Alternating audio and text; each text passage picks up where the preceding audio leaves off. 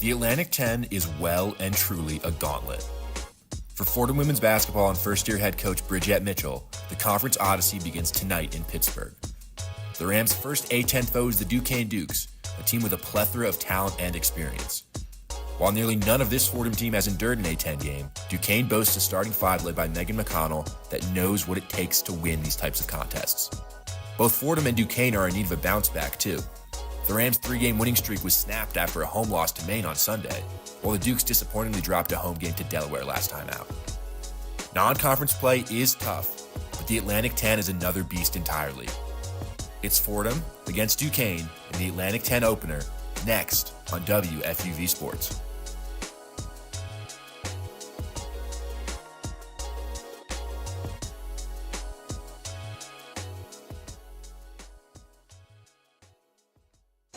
From the UPMC Cooper Fieldhouse in Pittsburgh, this is Fordham women's basketball on WFUV Sports. Tonight's matchup is between the Fordham Rams and the Duquesne Dukes in the opening of Atlantic 10 play for both these teams.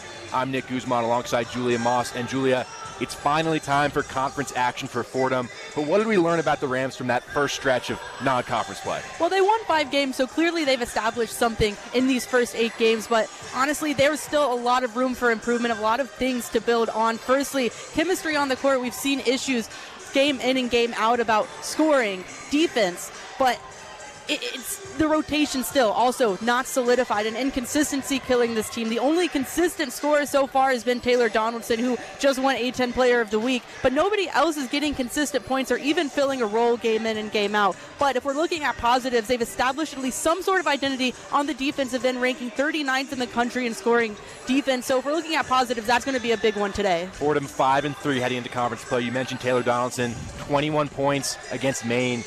Followed 35 against St. Peter's. She's named Atlantic 10 Player of the Week, and just such a huge piece of this Fordham offense. I mean, if you go through stat by stat, it's almost more surprising. Averaging 28 points per game last week, but even more surprising, shot 50% from both overall field goal range and behind the three-point arc. So, you know, they lost that last game, but the only sense of firepower and a spark to that offensive side was Taylor Donaldson. And for Fordham, they won't play their second A10 game until December 30th when they host St. Joseph's. But this is a little bit of a taste, just a taste of what Atlantic 10 play is going to be like, because for this Fordham group, it's a group that has never experienced A10 conference play before. It's a little bit of a weird schedule, right? They play Duquesne today, then they play Siena and Fairfield, both non-conference opponents, before they really get into the conference slate. But I think they could look at this as a benefit because, you know, it's just a one game, right? And then you go back to Siena, you go back to Fairfield.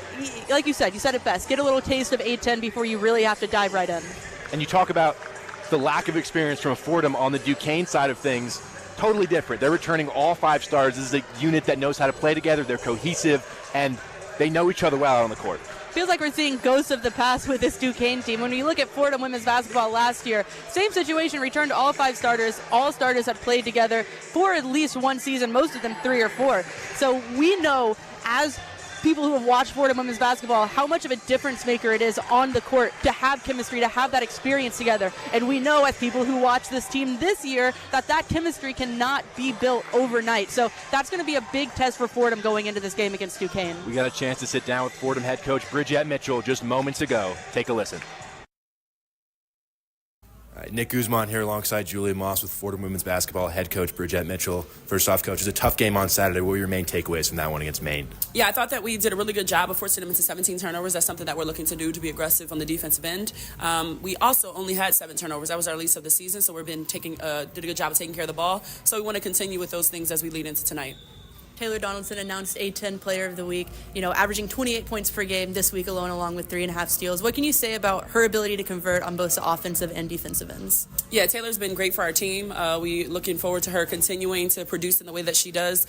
She enjoys playing defense, right? And so you gotta have a sense of love for defense, right, in order to play well on both sides of the ball, and she has that. I think her teammates have been doing a great job of finding her and knowing when she's going to shoot her shot, so we're in position to get offensive rebounds and different things like that. I think Tay, all the assists that she gets, she's hunting those, right, those opportunities, and so we're really happy and thankful that we have her. And then starting conference play tonight, what did you learn from those early non-conference games that you think will help you going into the conference schedule? Yeah, I think that it's important for us to be locked in. We had moments in various games where we didn't put together 40 minutes. Sometimes we put together like 26. Sometimes we put together 35, right? And so we're looking to put together a full game as we continue in conference play. Again, we're a team that hasn't arrived yet. We're still becoming, and that's something that we're constantly growing to be 2% better. And I think that having that competition against Maine the other night has prepared us for this moment. So we're going to see how we compete. And this is a Duquesne team that's returning all 5 starters. How do you guys plan on combating their cohesiveness that they have together? Yeah, we're going to be aggressive on the defensive end. We watched a lot of their games, right? Coach Cordy was her scout in terms of teams that they've played, but we're going to really be aggressive on the defensive end. And I think that's something that they struggled with against Delaware most recently. And so that's something that we naturally do. So we're going to see what that gets us tonight. Thanks, Coach B.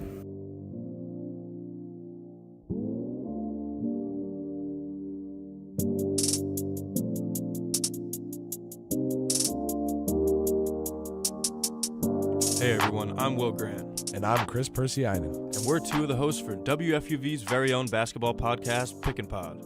Tune in weekly for updates and our takes on the latest around the NBA, as well as exclusive insight from our very own Knicks and Nets beat reporters. We'll have you covered on everything from all of the NBA's latest drama we know and love, to debating all year long which team will get to lift that golden Larry O'Brien in June. So don't miss a beat from the hardwood on WFUV's Pick and Pod.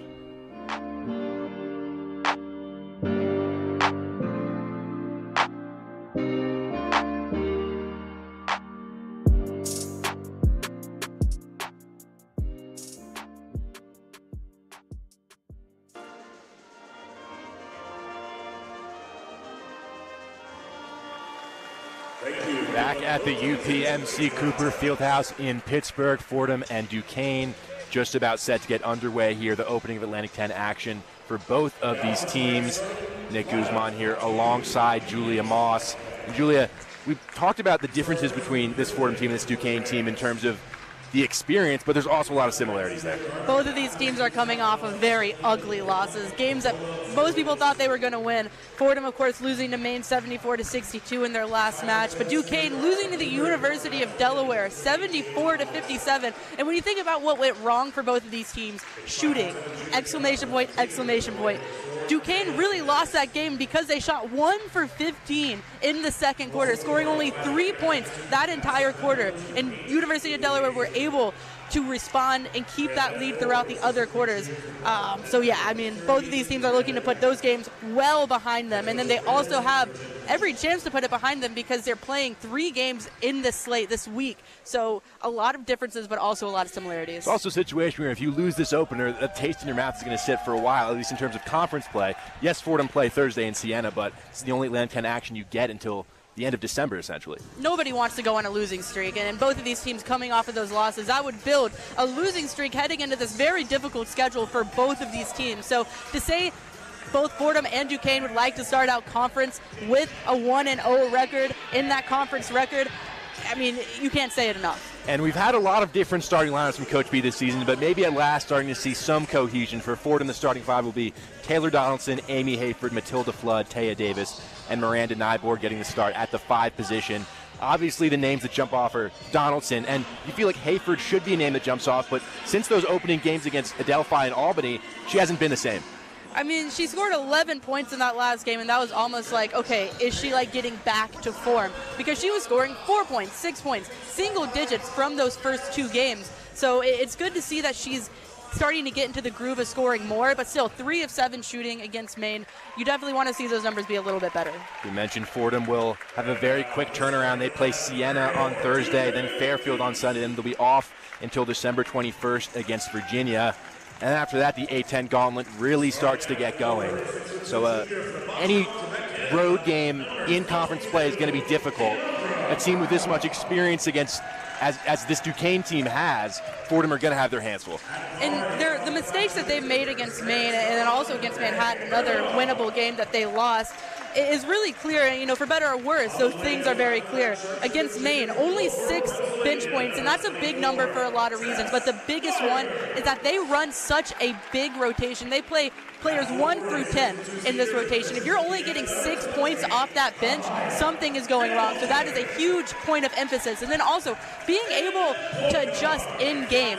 Against Maine, they pressed the entire game, and it wasn't working from minute 1 to the end of the game. They were easily breaking the press. So being able to recognize that and change something so that they have the chance, if they get behind, they can get back into the game. Because that's another issue we've seen, is that when they get behind, they don't yet have, I guess, the chemistry on the court could be a reason, but they haven't been able to get back into games when they get behind. On the Duquesne side of things, their starting five will be Megan McConnell, Nay Bernard, Amaya Hamilton, Keandra Brown, and Tess Myers rounding it out. It's been Ayanna Townsend getting a lot of starts, but tonight it's Brown being rewarded with a start for her positive play recently. But a lot of danger points in this Duquesne starting five. They have a lot of shooting options. 3 players in this starting lineup averaging over 10 points. Megan McConnell at 12, Nay Bernard at 11.5, and Amaya Hamilton leading the way with 13.5. So there's a lot of scoring threats, and with the way Fordham's been playing defense recently, a lot of 3-point threats for Duquesne, which is a particular point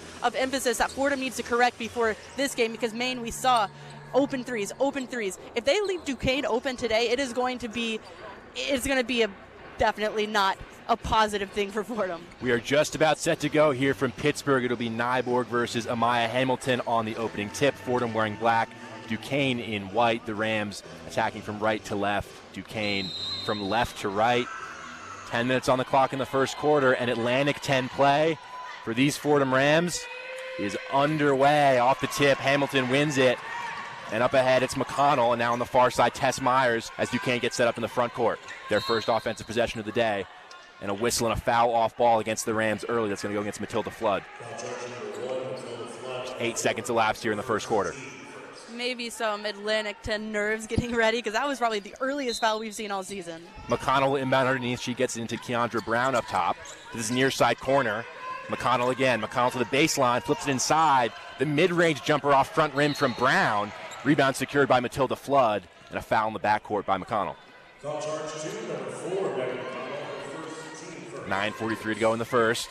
Taya Davis will carry the ball ahead for the Rams. Into the front court for Fordham. Davis to the right side, uses the screen from Flood, gets inside, the bounce pass to Nyborg in the lane. She can't get the finish. Able to grab her own offensive rebound. Now spills to the floor, and she stepped on the baseline. That'll be a turnover. I feel like her diving for that ball was one of those weird situations where it was a detriment to her. She slid, hit the ball off her hands out of bounds. If she would have just went and picked it up, I think things would have gone a lot better. Fordham again with some pressure in the backcourt, which has been its signature of Coach B's style so far. McConnell swings it to the far side as Duquesne get into the front court. Straight away, McConnell will try the three off front rim, no good. Rebound by Brown. Back up top for Bernard, and she connects from distance. 3-0 Duquesne, a minute gone by in the first quarter. Taya Davis up ahead as there's a loose shoe on the court. Not sure who it belongs to. This is Matilda Flood up top. Ayanna Townsend playing this possession with only one shoe here. Nyborg in the mid-range, flips it up over Brown and in. Fordham on the board. It's 3-2 Duquesne early. On the far side, Amaya Hamilton runs into a double team in the corner, and a whistle and a foul as Davis and Flood were both defending. I'm sure Duquesne will be happy about that. Ayanna Townsend getting her shoe, able to put it back on. Now kicked it to the side, was prepared to play multiple possessions without it, but luckily the stoppage of time allows her to get 2 shoes back on. And Matilda Flood will check out of the game. Rose Nelson is in for the first time for the Rams. It will be Duquesne to inbound underneath the basket. So it was going to be Flood's second foul, but they changed it to Davis. That allowed Flood to check back in, still with just 1 foul, as McConnell will inbound underneath the basket. McConnell gets it in there to Tess Myers. Myers at the elbow retreats to the perimeter, gets into the post for Brown, and a whistle. That's going to be a 3-second call on Keandra Brown. Duquesne bailing out what was a crazy mismatch. Taya Davis guarding Ayanna Townsend, which is about, I got to say, 6-inch height difference. Don't think that's how they drew it up, but they'll take the 3 seconds. Taya Davis into the front court for the Rams. Hands off for Taylor Donaldson. Donaldson circling around to the baseline. The lefty shot off side rim, no good, and a rebound there from Tess Myers. Myers up ahead here for Megan McConnell. Across halfway for the Dukes. The handoff at the perimeter for Hamilton. Hamilton bounce pass into the post for Brown. Working against Hayford. They go to the ground with it, and it'll be a jump ball between Hayford and Brown. Possession arrow favors Fordham early. High IQ play from Amy Hayford there, abandoning the person she was guarding because she saw back to the basket, able to force the possession, the jump ball, and Fordham gets possession. Taya Davis will carry across the Duquesne logo with 8 minutes to go in the first quarter. 3-2 Duquesne. Amy Hayford on the far side wing. Circles towards the middle, now gets to the lane. Hayford stops, spins, and she traveled. Absolutely a travel. Had her back to the basket, looking like she was trying to find an open person, but took a step in the process. 3-2 Dukes with 7:51 to go in the first quarter. In the backcourt, it's McConnell with pressure from Taya Davis. The pass to the near side for Nay Bernard. Hamilton now still trying to get it across the timeline. She's holding it in her own, and that's going to be, they didn't get it across in time, a 10-second call. Wow. Cannot believe she picked up the ball right before crossing the half-court line, giving Fordham all the momentum in the world to guard players as much as they'd like, because at that point you don't even need to guard her because she has to pass it and able to force the 5 seconds. You needed literally one more step to get across halfway. Substitution here for Duquesne. Ayanna Townsend checks in. Keandra Brown is out. Matilda Flood to Taya Davis in the near side wing. Straight away for Amy Hayford. Hayford drives to the baseline, absorbs the contact, and she'll go to the free throw line. Fordham changing it up a little bit on the offensive end, which is good. Really putting an emphasis on setting screens to get players open under the basket. Would like to see those screens be set to get players open outside the three-point line to get some of those shots up, but I'm sure Amy Hayford will take these free throws right now. So 2 shots for Amy Hayford, who had 18 points in the season opener and then 22 in the second game against Albany, but since then just hasn't quite been the same production on the offensive side of the floor. She drains her first free throw. We're all tied up at 3 with 7:30 to go in the first quarter. We know she has the capability to be a main scorer on this Fordham team. Second free throw off front rim and in from Hayford. The Rams have an early 4-3 lead. Pass ahead, intercepted by Hayford on the inbounds pass. Taylor Donaldson on the near side wing now. Takes a bump and the lefty shot's good. 6-3 Fordham as they force the backcourt turnover. Listen, if this press starts working today, Duquesne is in for a long game today. Nay Bernard in the backcourt accelerates across the timeline. Now commanding the offense up top for Duquesne with Matilda Flood on her. Bernard, pass in the mid-range there for Townsend. Townsend, bounce pass into the lane. Working here is Hamilton. Hamilton blocked away there by Donaldson. And Matilda Flood can lead the break the other way. Flood, coast to coast, the righty layup rolls in. 8-3 Rams with 6:52 to go in the first. McConnell across the halfway line for Duquesne. Now on the far side wing still, Megan McConnell. Watched closely by Donaldson. McConnell for Ayanna Townsend. To the near side wing. Wide open for 3 is Nay Bernard, and she knocks it down. She's going to hit that every time. Mandy Nyborg losing her men there, leaving the open shot there. Taya Davis going all the way. The pass inside for Nyborg. She's fouled on the way up, and Miranda Nyborg will shoot 2. And that's the unselfish play that I was referring to earlier that Fordham really needs to try and do in this game, because Taya Davis was going up for the layup, sees Mandy Nyborg at the last second, dishes it off to her. Miranda Nyborg able to draw the foul on the way up. So it's 8-6 Rams with 6:23 to go in the first quarter. Mandy McGurk into the game for the first time as Amy Hayford will sit down on the bench. 2 shots for Nyborg. The first one's perfect. And this is an interesting lineup Fordham is going with right now, because we talk about, is Taya Davis going to start at point guard? Is Mandy Nyborg going to start at point guard? Well, both of them are in the game right now. Off front rim, no good from Nyborg, and a rebound there from Tess Myers. Up ahead on the far side, it's McConnell. McConnell now on this near side wing for Nay Bernard.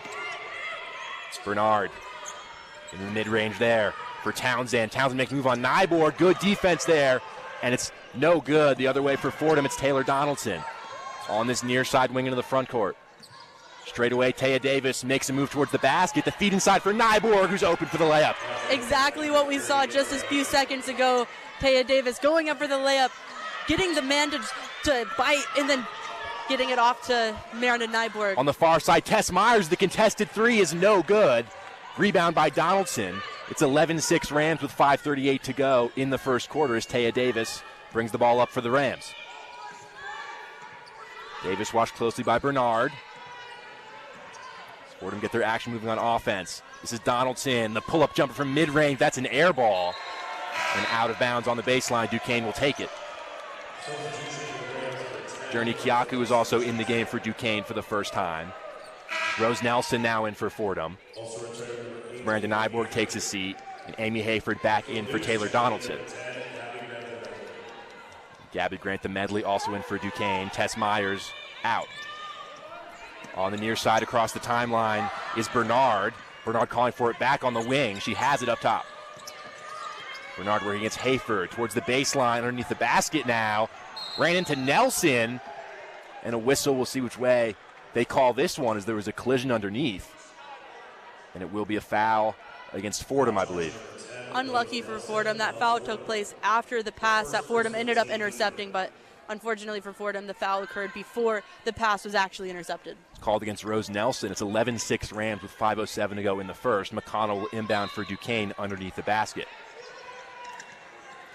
McConnell gets it in there for Townsend. The handoff back for McConnell, who tries the far corner three and rattles it home.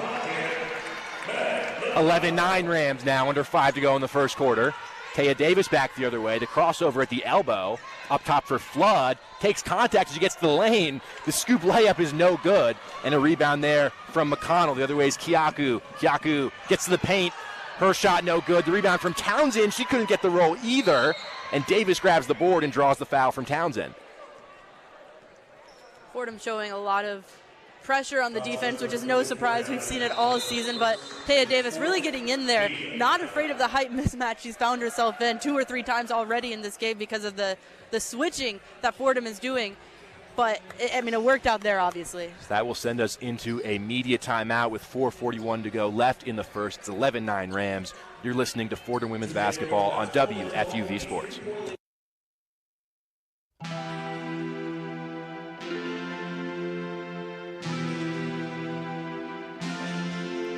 How's it going, everybody? I'm Lou Orlando. And I'm Colin Loughran. And we're 2 of your main hosts for WFUV Sports' NHL podcast, 5 on 3. We'll keep you updated on the Rangers, Islanders, Devils, and of course, the Stanley Cup Final.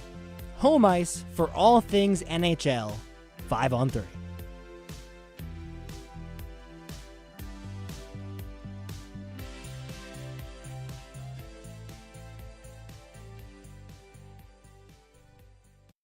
Back inside the UPMC Cooper Fieldhouse here in Pittsburgh. Fordham with an early 11-9 lead over Duquesne with 4:41 to go in the first quarter. Nick Guzman here alongside Julia Moss. Julia, overall a positive start from Fordham. Defensively, they've lost their man a couple times from beyond the arc, and this is a Duquesne team that can knock down those open shots. But what's most positive, in my opinion, is the fact we see the press actually frustrating and flustering Duquesne, which is something we have not seen against non-Division II opponents so far this season. So I don't know if they changed something to their press, different mentality coming in, or maybe Duquesne is just not ready for the press that Fordham has. But, if they're going to commit to the press this whole season, it's at least positive to see that it's starting to work a little bit more. Yeah, they forced 2 turnovers, one on a 10-second call where Townsend just picked up her dribble right before halfway and kind of froze like a deer in headlights for the 10-second violation, and then a turnover off an inbound pass that led to a bucket for Taylor Donaldson. But that's what Coach B's philosophy is. You're going to create chaos in the backcourt. Things like that will happen. I think it's been more of a philosophy than we've seen it actually practice so far this season, but in the opener of Atlantic 10 play, we've seen that full court press really pay dividends. Listen, the more you do it, the better you're going to get at it. So maybe this is just it being played out in front of us. But the other thing Fordham has done really well is kind of abandoned the three-point shot altogether. Have not shot a 3 so far, but clearly not proving to be an issue, being up 11-9 right now, shooting 4 for 8 from the field, and a lot of those coming from Taya Davis, or half of those rather, coming from Taya Davis assists to Mandy Nyborg. So that is also something that you want to see from a growing Fordham program this season. This is a Fordham team that, from what we've seen this season, they're better when they're getting to the basket consistently, getting the free throw line, and even if they're not getting the shots up, Taya Davis feeding those passes inside from Miranda Nyborg. This is not a team that's going to shoot the 3 particularly effectively unless it's something like Taylor Donaldson, what she did against St. Peter's, where she just was on another planet from beyond the arc. But with 4:41 to go in the first quarter, we're just set to come out of this media timeout. The Rams have an 11-9 lead, and Fordham will inbound in the backcourt, and Mandy McGurk will carry ahead for the Rams. McGurk across the timeline at the Duquesne logo. Circles to the right wing. Handoff there for Donaldson straight away. Donaldson circling around into the paint towards the baseline. The tough lefty layup is no good. And a rebound there from Kyaku. Kyaku quickly the other way. The three from Medley is off front rim. Amy Hayford fighting for the rebound. Last touch off of Medley. And Fordham will take possession. 4:20 to go in the first quarter. Still 11-9 Rams. McGurk quickly into the front court. Hands off on the far side for Donaldson. Straight away Nelson swings it to the near side for Amy Hayford, who feeds the post for Miranda Nyborg. Nyborg up top for McGurk. The swing to the far side for Donaldson. Straight away Taylor Donaldson. Now Amy Hayford with 10 seconds to shoot for the Rams. Hayford using the screen from Nyborg. Gets to the basket. Her running shot no good. She grabs her own board though. It's now Donaldson straight away. She'll launch from three. That's too strong. Rebound secured by McConnell, who swings it to this near side wing for Kyaku. Kyaku in for Townsend at the elbow. And now Kyaku again up top, working against McGurk. Kyaku gets to the mid-range. The free throw line jumper's perfect. We're all tied up at 11 with 3:30 to go in the first quarter. Fordham quickly the other way. The long pass from McGurk to Hayford in the corner, and she rattles it home. And that is how you utilize a quick player going down the court quickly, because no one was on Amy Hayford there. Getting her open, cross-court pass, drains the three. The three from Hayford puts Fordham up 14-11 as Journey Kyaku is going to have to check out of the game. She looks to be a little bit shaken up. So Tess Myers will come back in for Duquesne. They'll inbound in the front court on the far side with 3:22 to go in the first. Amaya Hamilton also back in the game as Medley checks out. Into the corner for Myers right away. Her corner three's no good, and a rebound there secured by Miranda Nyborg. Ahead for Mandy McGurk. McGurk for Nyborg. The bounce pass for Hayford towards the baseline. Ran into Townsend right there, and a foul called against Townsend. Listen, the thing that's been going well for Fordham as opposed to Maine is that they are passing a lot more. The big issue against Maine, they were driving right from the start. The point guard just driving over and over again, trying to get a layup, and it just didn't work. Now we're seeing a lot more perimeter passing, even if it isn't resulting in a lot more three-point shots. It has so far this second quarter, but in that first quarter, we're seeing a lot more open drives into the lane for layups. And it'll be free throws for Amy Hayford here with 3:09 to go in the first. First free throw is off front rim, no good from Hayford. Fordham really struggled against Maine, just containing, the two stars that they had in Smith and Simon. Hayford knocks out, second one down. 15-11 Rams with 3:09 to go in the first. Matilda Flood back in the game, as is Taya Davis for Fordham. Mandy McGurk, Rose Nelson out. In the backcourt, McConnell will inbound with Davis applying pressure in the backcourt. Across the timeline, pass deflected from Bernard, but Duquesne able to settle things down with McConnell up top. Bernard is open for three. Off front rim, no good, but an offensive board secured there by Hamilton, who hands off for Myers into the post for Precious Johnson on the court for the first time. Bernard tried to swing it to McConnell, but Bernard traveled. And that may have looked just like undisciplined basketball by Bernard, but that, in my opinion, was the product of really intense Fordham press on the shot. 2:50 to go in the first quarter, 15-11 Fordham. Taya Davis up top in the front court for Fordham. The pass for Donaldson, she threw it away. That's out of bounds on the baseline. Taya Davis immediately putting her hands on her head. She can't believe she let that get away from her. McConnell to Bernard in the backcourt. To the far side for Hamilton, who can cross the timeline for Duquesne. Hamilton is near side wing for Bernard. Up top for Hamilton, swung out to the far side. That's a three from McConnell off the backboard, no good. Rebound by Taylor Donaldson. Back the other way for the Rams. Donaldson on the far side wing. Straight away, Taya Davis steps into the mid-range, now retreats back to the perimeter. Davis against Myers, crossover into the paint. Again, she finds Nyborg. Her shot falling away is too short. And a rebound there from Myers. McConnell the other way, the handoff there. Bernard the three, off front rim. No good, bounces out. Matilda Flood can secure the rebound. She'll feed Taya Davis, will settle things down with under 2 to play in the first quarter. Fordham still ahead 15-11 over Duquesne. Davis circling to this near side wing. Pass up top for Taylor Donaldson. Uses the screen from Flood. Donaldson to the lane. The lefty shot off front rim, no good. Miranda Nyborg able to grab the board, though. Fordham stay alive on offense. Now on the far side wing, it's Amy Hayford for the Rams. 13 seconds on the shot clock. Hayford attacking towards the baseline, forced to pick up her dribble. It'll be Nyborg now from the mid-range. That's too strong. Back the other way, it's Nay Bernard for Duquesne. Bernard up top to the far side for Hamilton. And then shot from mid-range, too strong there from Johnson. It's loose. McConnell fighting for it with Davis, and Taya Davis is going to get whistled for the foul. Megan McConnell draws it. She's the sister of TJ McConnell of the Indiana Pacers, formerly of the 76ers. Megan McConnell also on the mid-major player of the year watch list early on in this season, has really made her mark felt in Duquesne women's basketball. 1:11 to go in the first quarter. McConnell inbound underneath for Duquesne. Rami Cueta is in the game for the first time for the Dukes as Nay Bernard checks out. Up top here, it's Hamilton to the near side wing for McConnell, who feeds the post down low. It's Precious Johnson, who spins on Nelson. She can't get the shot to go, though. Rebound by McGurk, who can streak back the other way. Mandy McGurk for Fordham, now for Matilda Flood. Cassidy Mahaney's on the floor in the far side. It comes to the near side for Amy Hayford on the wing. Hayford the crossover to the hole. She can't finish with the right hand. Rebound by McConnell back the other way with 40 seconds to go in the opening quarter. The handoff up top for Hamilton. Hamilton all the way, and a foul called underneath against the Rams. Late call there, and Rose Nelson and Matilda Flood laughing to each other. Neither of them really thought that was a foul, and if we're being honest, Rose Nelson's hands were straight up absorbing the contact. So I don't know what the referee saw there, but definitely had a better vantage view than we did. So 2 shots for Amaya Hamilton with 37.5 to go in the first quarter. The first one is off front rim, no good. Hamilton, one of those starters that's been here for a while, averaging 13.5 points per game this season. She gets the second one to go. 15-12 Rams, 37.5 to go. Kayla Berry checks into the game for Rose Nelson.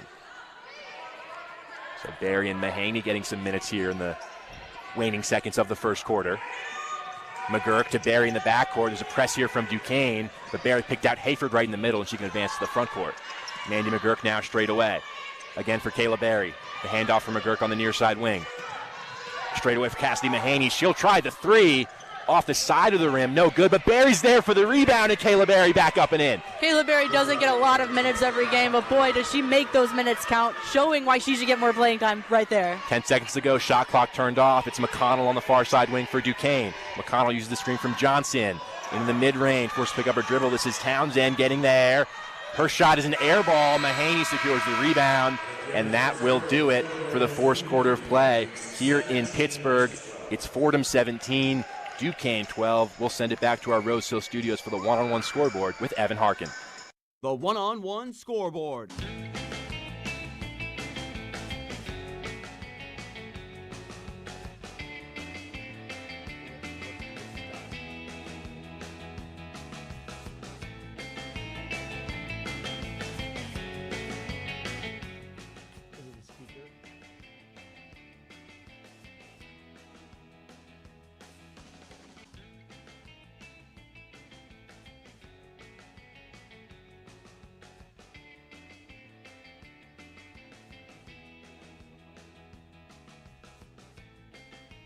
Can you hear it still?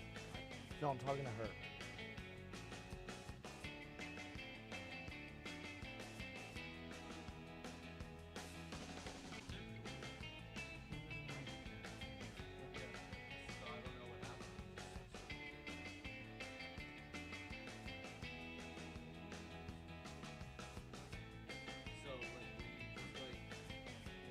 He's done.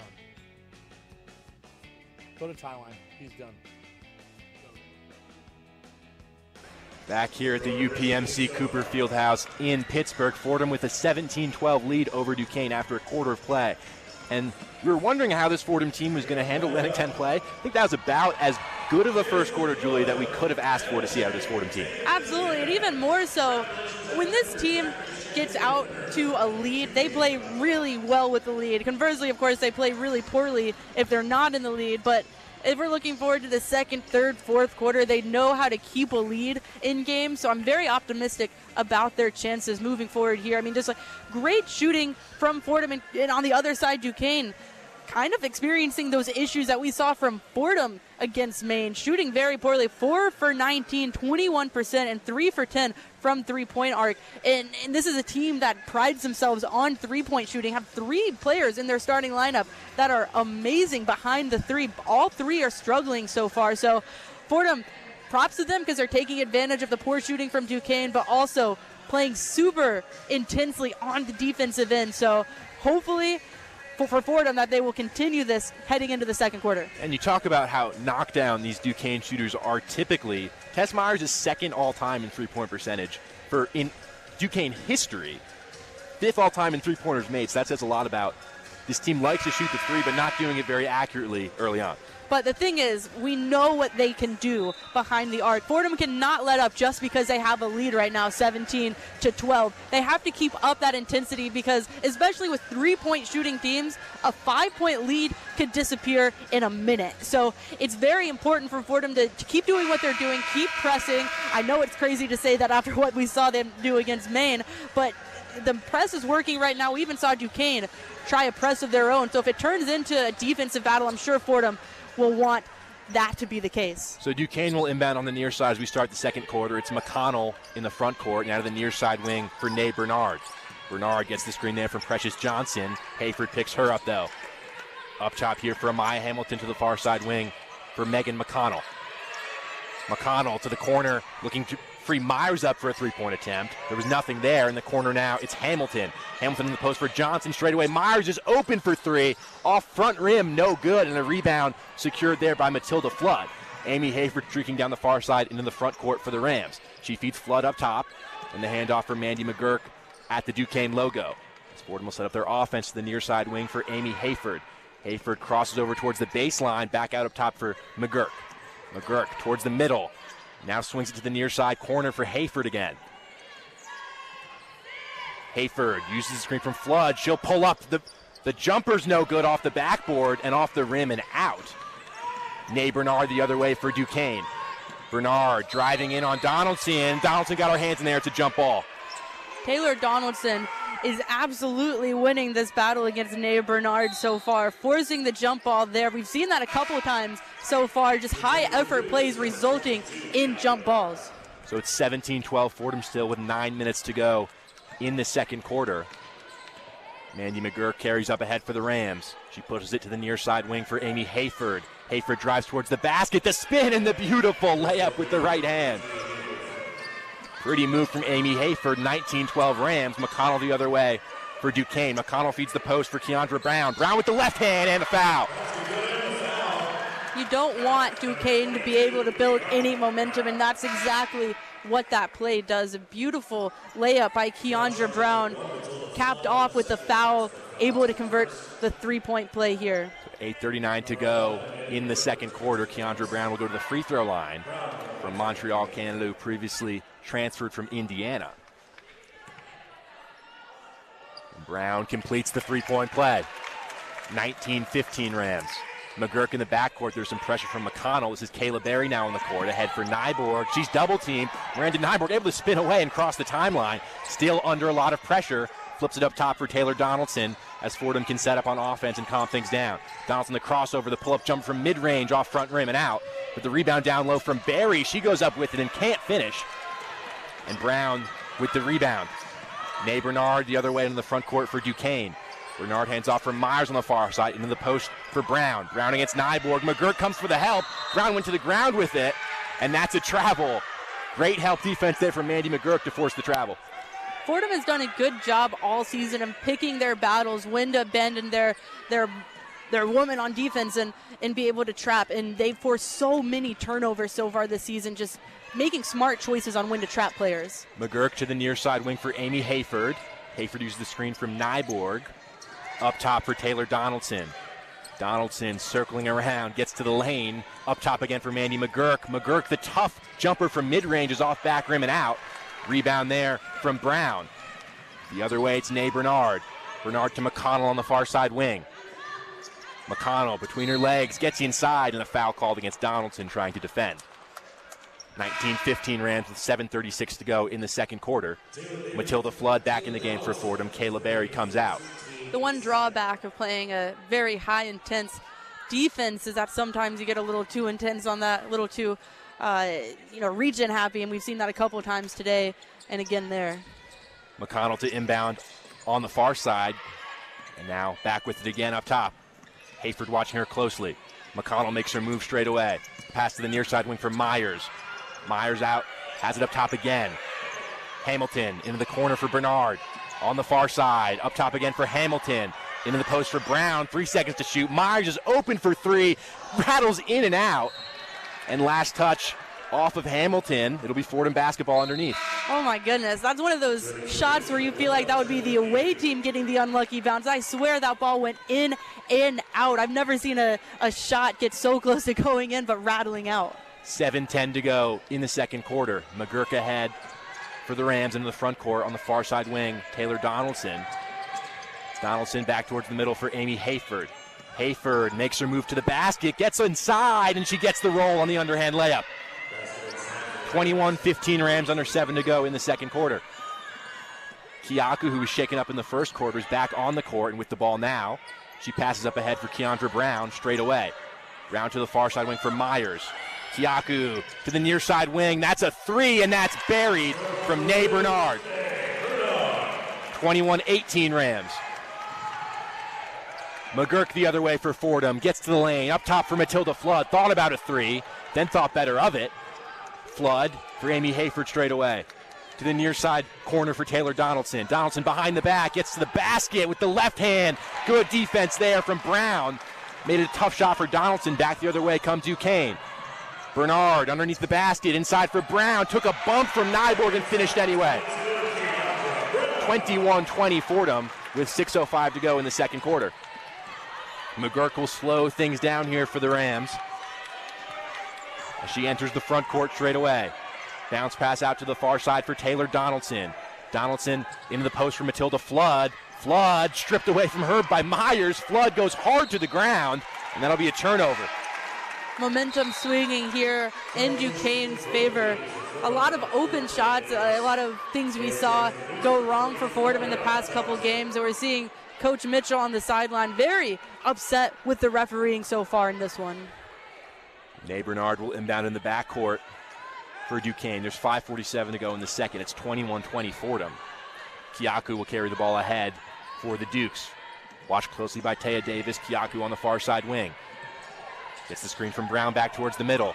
Swung to his near side. Pass deflected by Matilda Flood. Last touch off of Flood, though, and it will stay here on this near side for Duquesne. Nay Bernard to inbound. 5:33 to go in the second quarter. It's a 1-point game.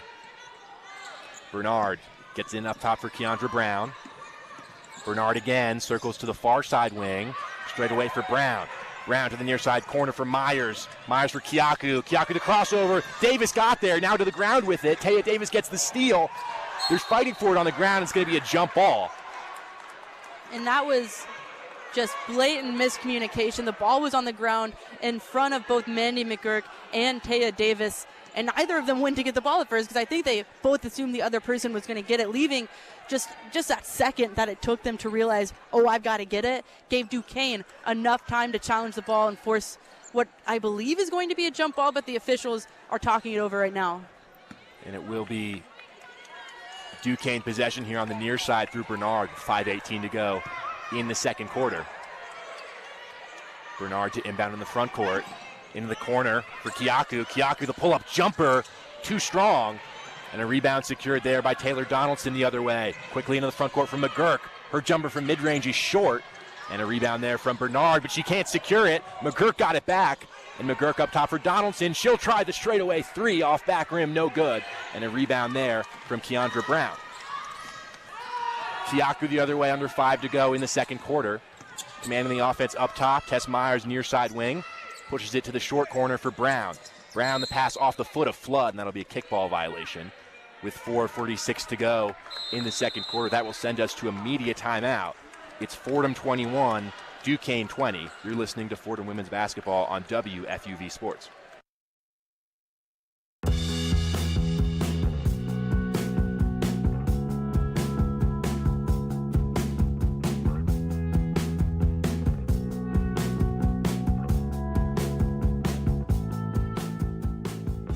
What's up, everyone? I'm Julia Moss, WFUV's 2023 New York Jets beat reporter. Join me all season for game updates, pre- and post-game analysis, and special reports as Aaron Rodgers looks to lead his team to the Super Bowl in his first year in New York. Follow me on Twitter at @JuliaMoss__ for all things New York Jets.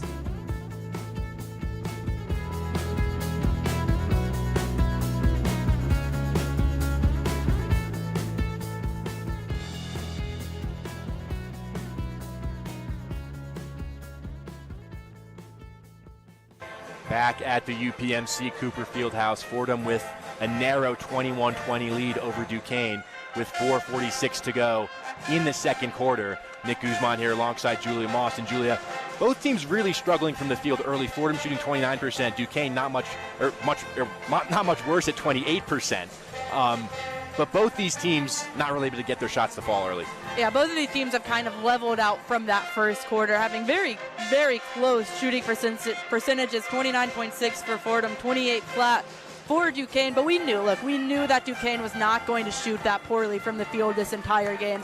And they quickly repaired what they had done wrong in that first quarter, but now this is a very important part of the game finishing out this half, because 20-21, very, very narrow lead for Fordham, and they have the chance to either blow this lead entirely or build on it going into half. And if they blow this lead, if history of this season tells us anything, they're going to be in for a rude awakening in the second half. But it really just all comes down to the last 4 minutes and 46 seconds of this half.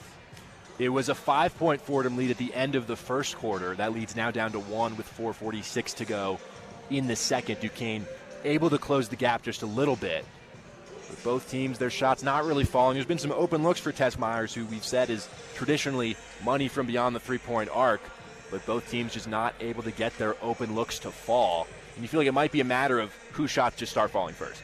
Yeah, and if you're looking at Duquesne, Tess Myers, someone who is historically amazing from three, and I just want to say we saw her shooting pregame, and man, she made about 10 three-pointers in a row. Of course, uncontested and not in a real game situation, but we definitely have seen what she's capable of on the court. And then last game in that loss against University of Delaware, shot efficiently 2 for 3, but if you're Duquesne, you want her shooting more than that, and that's kind of been the opposite issue here. She's shooting quite a bit, but she's not making those shots. So it's been rough sledding for Tess Myers these past couple games, but the last thing Fordham wants is for her to find her shot again. So a kickball violation was the last action we saw before the media timeout. So Duquesne will inbound underneath the basket with 20 seconds on the shot clock. They get it in on this near side wing for Nay Bernard to set up the Dukes on offense. Bernard circling now to the far side. The feed inside there for Ayanna Townsend, straight away up top for Kyaku. Kyaku gets the mid-range from the free throw line, no good. Kyaku gets her own board though and floats it up and in. 22-21, Duquesne on top. Taya Davis the other way for Fordham. Davis handoff up top for Flood. The crossover, the mid-range jumpers off front rim and out. And a rebound there from Kyaku with 4:14 to go in the second quarter. The Dukes lead by 1. Kyaku to this near side wing, trying to look for the entry pass was Keandra Brown for Ayanna Townsend, but a foul called off the ball by Fordham. And then looking on the sideline, Amy Hayford about to check into the game. And I think this is a really good move because we've seen flashes of the Amy Hayford from the first couple games, making those acrobatic layups, because that's where she got most of her points in those first 2 games, is through those tough contested layups. And she seems to be the only person on the team at this point who can make those in this game. Rose Nelson and Amy Hayford back in the game for the Rams. This is McConnell in near side wing. To the baseline, working against Hayford. The pass, long pass out to the far side. That's a 3 from Nay Bernard. That's no good. Fordham have numbers back the other way with Davis. Davis looking for Donaldson, but that's a turnover stolen away by Bernard. It was a 3-on-1 for Fordham. They can't capitalize. The other way, it's Keandra Brown in this near side short corner. Pass up top for Ayanna Townsend, working in the paint now. The spinning jumper from Townsend is no good. And a rebound from Taya Davis. Davis using her speed to accelerate. Another risky pass from Davis and another turnover. It's Brown going to the ground with it. That'll be a jump ball. Possession arrows in favor of Fordham this time, so we'll stay down here. Fordham lucky to maintain possession there because that's 2 possessions in a row where Taya Davis made an ill-advised pass in the fast break. I mean, in that last possession, the one right before one we just saw, it was 3-on-1, 3 Fordham players to 1 Duquesne player, and Taya Davis managed to pass it to the 1 Duquesne player who was back on defense. Did a similar thing just now, but luckily Amy Hayford able to force a jump ball. So Hayford will inbound, flips it up top to Rose Nelson at the left elbow. The handoff for Hayford. With her back to the basket, now up top at the top of the key, it's Rose Nelson to the far side wing for Donaldson. Donaldson works her way inside to the paint. Elusive move, but she missed the open layup. The rebound secured by Duquesne. It's McConnell back the other way. McConnell hands off on this near side wing for Kiaku. Back towards the middle now for Brown. Brown into the paint. Townsend working against Nelson and Hayford. And a whistle and a foul called against the Rams. There have been quite a few ticky-tacky foul calls, and not just on Fordham, on Duquesne as well, but it's clear that these officials are not going to let much slide in this match. 3:02 to go in the second quarter. 22-21 Duquesne. McConnell to inbound underneath. McConnell in for Brown. Brown gets inside on Nyborg. The lefty shot is no good. Hayford secures the rebound, and it's a foul against Duquesne. Fordham can take possession here. 3 minutes to play in the second quarter. Fordham teetering on getting into foul trouble here. 9 total fouls, 3 on Matilda Flood, and then 2 for Taya Davis and Rose Nelson. We're not even through the second quarter yet. It will be Davis to advance the ball in the front court for Fordham. On the near side wing now, it's Taylor Donaldson. Towards the middle here for Amy Hayford. Hayford using the screen from Nyborg. She'll pull up from the free throw line, too strong. And a rebound there from McConnell. Megan McConnell the other way on the far side. To Brown on this near side wing. To the corner here for Kiaku into the post. Working down low, Precious Johnson against Nelson, and Johnson uses her strength to get the bucket. 24-21 Duquesne, under 2:30 to go in the first half. Taya Davis back the other way for Fordham, all the way to the baseline. A wild pass, that's a turnover. Brown got a hand to it. McConnell can break back the other way. McConnell for Brown. Into the post for Johnson. That's a kickball on Miranda Nyborg. And that last turnover is going to earn Taya Davis a seat on the bench as Mandy McGurk comes back in. Rightfully so, because that's 3 straight transition possessions that Taya Davis has just made the wrong choice on. And we see Coach Mitchell going to the end of the bench to personally coach Taya Davis and probably try and get her out of her head a little bit. On the far side after the inbounds, it's Megan McConnell on the wing. McConnell goes behind the back towards the baseline. Kicks it now back out up top for Brown. Brown looking for an option. She'll have to go all the way back for Bernard. There's 8 seconds to shoot for Duquesne. Nay Bernard on the far side wing. She'll try the triple off front rim and out. And a rebound fighting for it is Precious Johnson with Nelson and Hayford. It's a jump ball. Possession arrow favors Duquesne here. That's about the 5th or 6th time we've seen the possession arrow change, and each time directed by Fordham's tenacity on the defensive end. So credit to them to dive for those balls, even if Duquesne technically has possession, being able to force those jump balls and those possession arrow changes. 1:49 to go in the second quarter. 24-21 Duquesne. They'll inbound underneath the basket. Flipped all the way out up top for Brown. Now to the far side corner. Now a pass across. Donaldson with the steal. She read that perfectly on the pass from Bernard. Donaldson ahead for Hayford. Hayford inside for Kayla Berry just on the court. And that's rejected by Ayanna Townsend. Or by Precious Johnson, rather. Got her hands to that block. Berry on the court in replacement of Miranda Nyborg. Rejected on that play. Mandy McGurk will inbound underneath for Fordham. The pass to the far side corners off the hands of Donaldson. That's a turnover. Mandy McGurk patting her chest, saying that's on me, because it's rare on an inbound pass you're going to cross the court in front of you and it be successful. And we just saw why you don't do that right there. 1:36 to go in the second quarter. Still 24-21 Duquesne. This is Brown on the far side wing. Now up top for McConnell, who will attack inside momentarily, but now will retreat back towards the perimeter. Megan McConnell to the near side wing for Nay Bernard. Bernard, Brown now calling for it in the post. She gets it. The fall-away jumper is too strong. Donaldson grabs the board. And Taylor Donaldson can cross the timeline for the Rams with 1:09 to go in the second quarter. Donaldson ran into a wall in the lane in the form of Precious Johnson. That's a foul. It's going to be a foul against Johnson. props for Taylor Donaldson to see those two post players in particular and think, yeah, I can take those two players on. Able to draw the foul, never got close to being able to get a shot up, but luckily for Donaldson, they reached a little bit to commit the foul there. So a 30-second timeout taken here by Coach B with minute 6 to go in the second quarter, 24-21 Fordham. And the Rams really have just struggled to score the ball in this second quarter. It seems like every time they get a break, it's either the wrong pass or the shot's just not falling.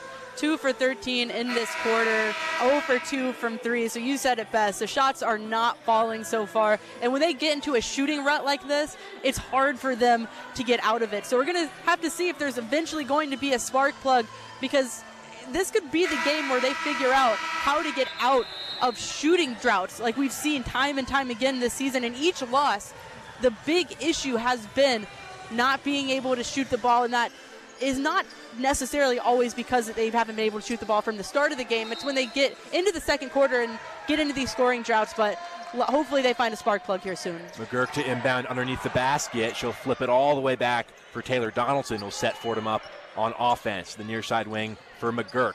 McGurk the crossover to the paint. McGurk, the tough contested jumper's good. Nice shot there from Mandy McGurk. 52 seconds to go in the second quarter. It's 24-23 Duquesne. Megan McConnell setting up the offense straight away for the Dukes. McConnell now on the far side wing, watched closely by Hayford with 45 to go, or 40 to go rather in the quarter. McConnell the cross-court pass to the near side corner for Bernard. Up top again for Kiaku. Kiaku gets to the lane, but stolen away by Amy Hayford, streaking back the other way. Hayford all the way. The lefty shot is off the side of the rim, but Hayford fighting for it back. She got it back, and a whistle and a foul. And it's going to go against Hayford on that loose ball situation. I'm honestly wondering where they saw that foul, because she got the ball back, no foul called, and then she just tipped an open ball in front of her. And then they called the foul. So she was not even touching a player in that circumstance. You can see her now talking to the referee, trying to get an explanation. Honestly, I think I'd like one as well, because very confused on just the way that whole play turned out. Props to Amy Hayford for being able to stick with it, not just once, but twice. But nevertheless, 2 free throws coming for Duquesne. And it's free throws for Bernard. The first one clanks out. It was Rod Creech, the official, who made that call. Just talked with Coach B, looking for an explanation. Bernard, an interesting free throw routine. She's not really up at the line. She missed both. And the ball's out of bounds on the baseline. Last touch off Fordham, but Bernard is at least a full step back from the free throw line when she takes those. Well, I can confidently say that's the weirdest way I've seen never someone seen approach a free. Not only did she stop behind the line, but she takes like a step up from like the 3-point line to shoot it. There's 24 seconds to go in the quarter. The inbound pass was deflected on the far side, out of play by Donaldson, and we'll do it again, this time on the far sideline in front of the Fordham bench. 24 to go in the second quarter. Duquesne lead by 1. On up top here for McConnell will settle things down. There's 16 on the shot clock, 19 on the game clock. McConnell will wind this clock down on the far side for Duquesne. 8 on the shot clock, 10 on the game clock. McConnell will attack. McConnell to the paint, all the way to the basket, blocked away by Kayla Berry. The loose ball, and there's a whistle and a foul with 4.5 to go. 24-23 Duquesne. It will be Fordham basketball. 4.5 seconds left. It'll be interesting to see what play they draw up here, who they go to. I'm guessing it's going to be Taylor Donaldson. McGurk ahead for Hayford in the corner for Donaldson. She's got to shoot. She ran out of time. The shot goes, but well after the buzzer. She needed to let that go in the corner for the 3, but she drove to the basket and ran out of time. Just unaware of how much time was actually left on the clock. Felt like she had enough time to fake the shot, go in for a layup, but the clock expired before she could even think about getting the layup off. But I want to go back to those free throws for just a moment by Nea Bernard, because we talk about how crazy that windup was to get to her shot, but she is the best free throw shooter on this team with 86%. Missed those there, but man, I'm still in awe about that free throw shot we just saw. Definitely never seen that before. The scores: Duquesne 24, Fordham 23 at the end of the first half. We'll send it back to our Rose Hill studios for the one-on-one halftime report with Chaz McAdams and Evan Harkin. The one-on-one halftime report. Welcome into the one-on-one halftime report. I'm Chaz McAdams here with the guy Evan Harkin. A tough game out in Pittsburgh. Duquesne only up 1 on the Fordham Rams, 24-23. But before we get into all that, I got to kick it to Evan Harkin for the one-on-one scoreboard. The one-on-one scoreboard. Plenty of exciting basketball around the Atlantic 10 Conference this evening, starting off with a recap of last night's best game, where the Princeton Tigers fell victim to URI in a nail-biter. URI took that one 60-58. Tonight, the VCU Rams are ramming through Lemoyne in their matchup. VCU leads 28-13. The St. Joe's Hawks hope to fly over Boston U. Hawks up 37-23.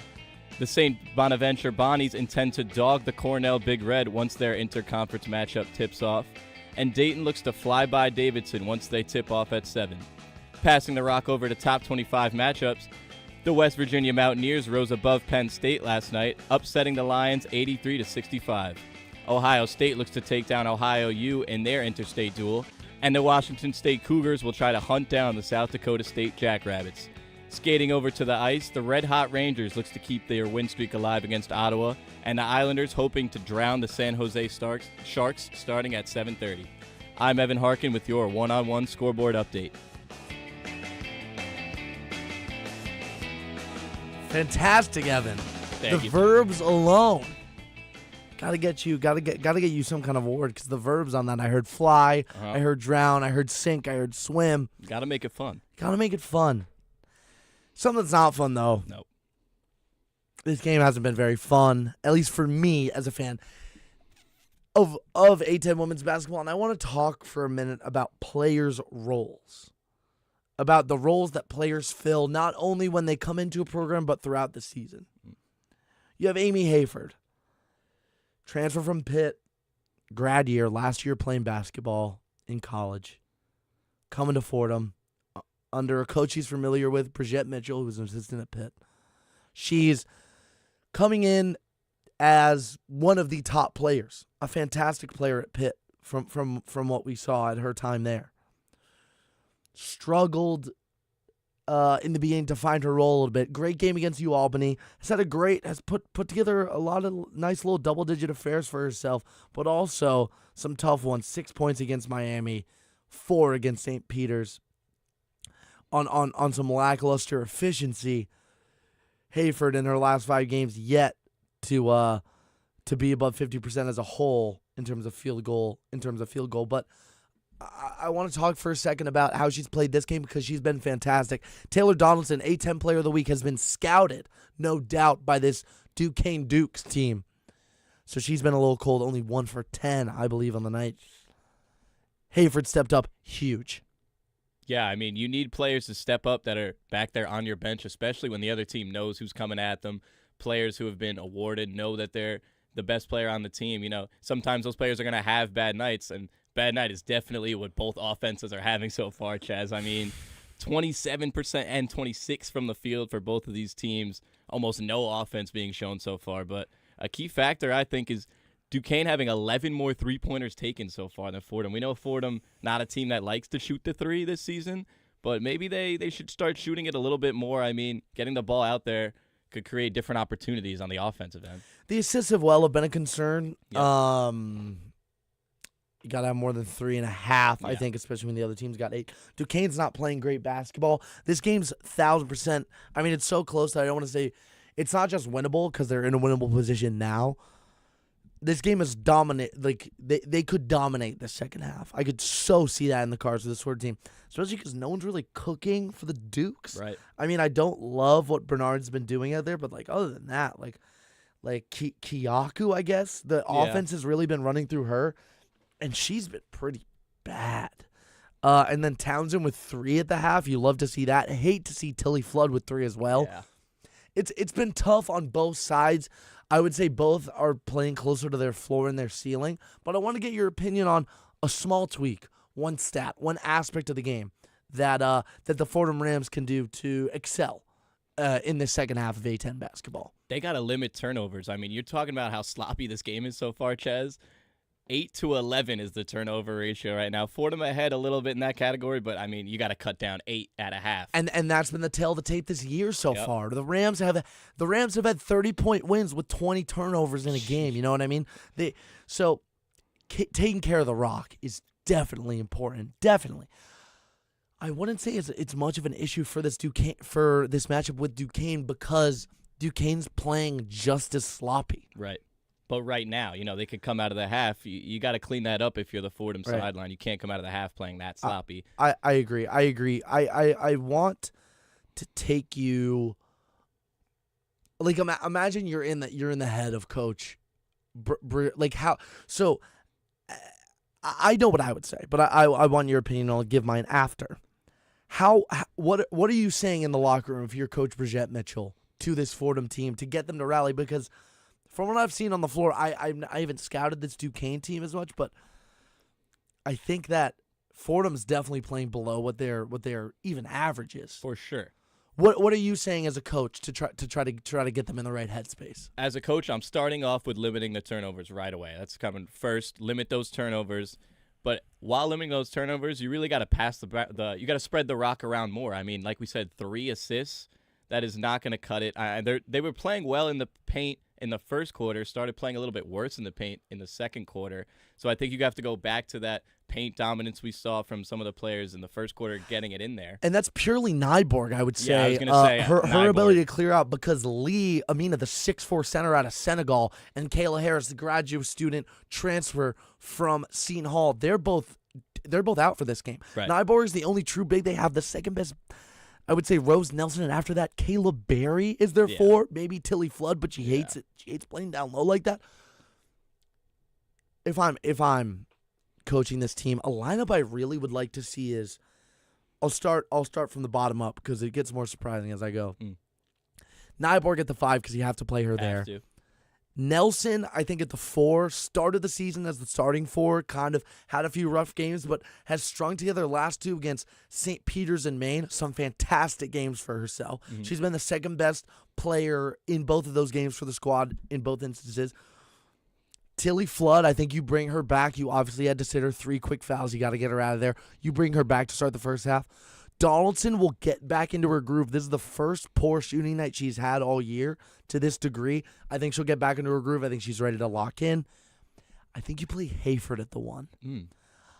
And I don't know if Hayford's natural tendency is to be pass first, and she's obviously been a great scorer for this team, but if she can turn on the passing gene and really get into the groove of knowing that the offense is running through her, that's the way she likes it, but putting a pass-first emphasis on her game because she's so lanky she could dominate and pass over the smaller guards. I'd really love to see that because you always play Hayford and Donaldson together anyways, at least to start. So why not slide Amy up to the 1? Yeah, I like that move, and especially because they're having such terrible turnovers in the transition games in particular. I mean, 3-on-1s, 2-on-1s when we're throwing it to the only defender on the court. So I think we definitely need to change the point guard, change up the whole atmosphere of the way this offense is running. And the players that should have came into this game and dominated and been the best players for Fordham definitely need to step up, especially when the bench has only scored 4 points. So, I mean, you need a little bit more from the depth section of there, That's too. brutal. McGurk, especially, this offense doesn't really cater to half-court threes, but she has one of the purest forms I've ever seen with my 2 human eyes from beyond the arc. She's got to utilize that more. I don't care if you're shooting from 30-plus out. Like, she has that level of shot-making ability where I think it's a mental gap for her in terms of where she's going to shoot. Again, that is a risky shot. Right. So you got to take the good and the bad with every shot. But I just, to finally wrap up the segment, what's one final point you want to emphasize besides those turnovers? Because I think those will be limited. What's one player, rather, you want to see more of this game? Well, I'm not going to go with the player. I'm going to go with the category here, and I think they need to shoot more threes. I mean, we say this almost every game, that they have to shoot more threes. The three-pointer has to be a part of the arsenal for their offense if they want to succeed against good teams. My pick is I really hope that Donaldson does not let that half affect her play for the rest of the game. I think this Fordham team lives and dies by her ability to make shots in the half court, and if she's able to kind of not shake the rust off, but shake off that bad first half, then she can really get something going. But that is going to do it for us at the halftime report. We're going to kick it back to Nick and Julia in Pittsburgh for the second half of this A-10 matchup. Duquesne up 24-23, getting into the second half. Back at the UPMC Cooper Fieldhouse in Pittsburgh, Nick Guzman here alongside Julia Moss. Thanks Chaz and Evan for chopping it up at halftime. 24-23, Duquesne on top as we get ready to start the second half. Julia, for both teams shooting under 30%, for Fordham leading the way is Amy Hayford with 10 points.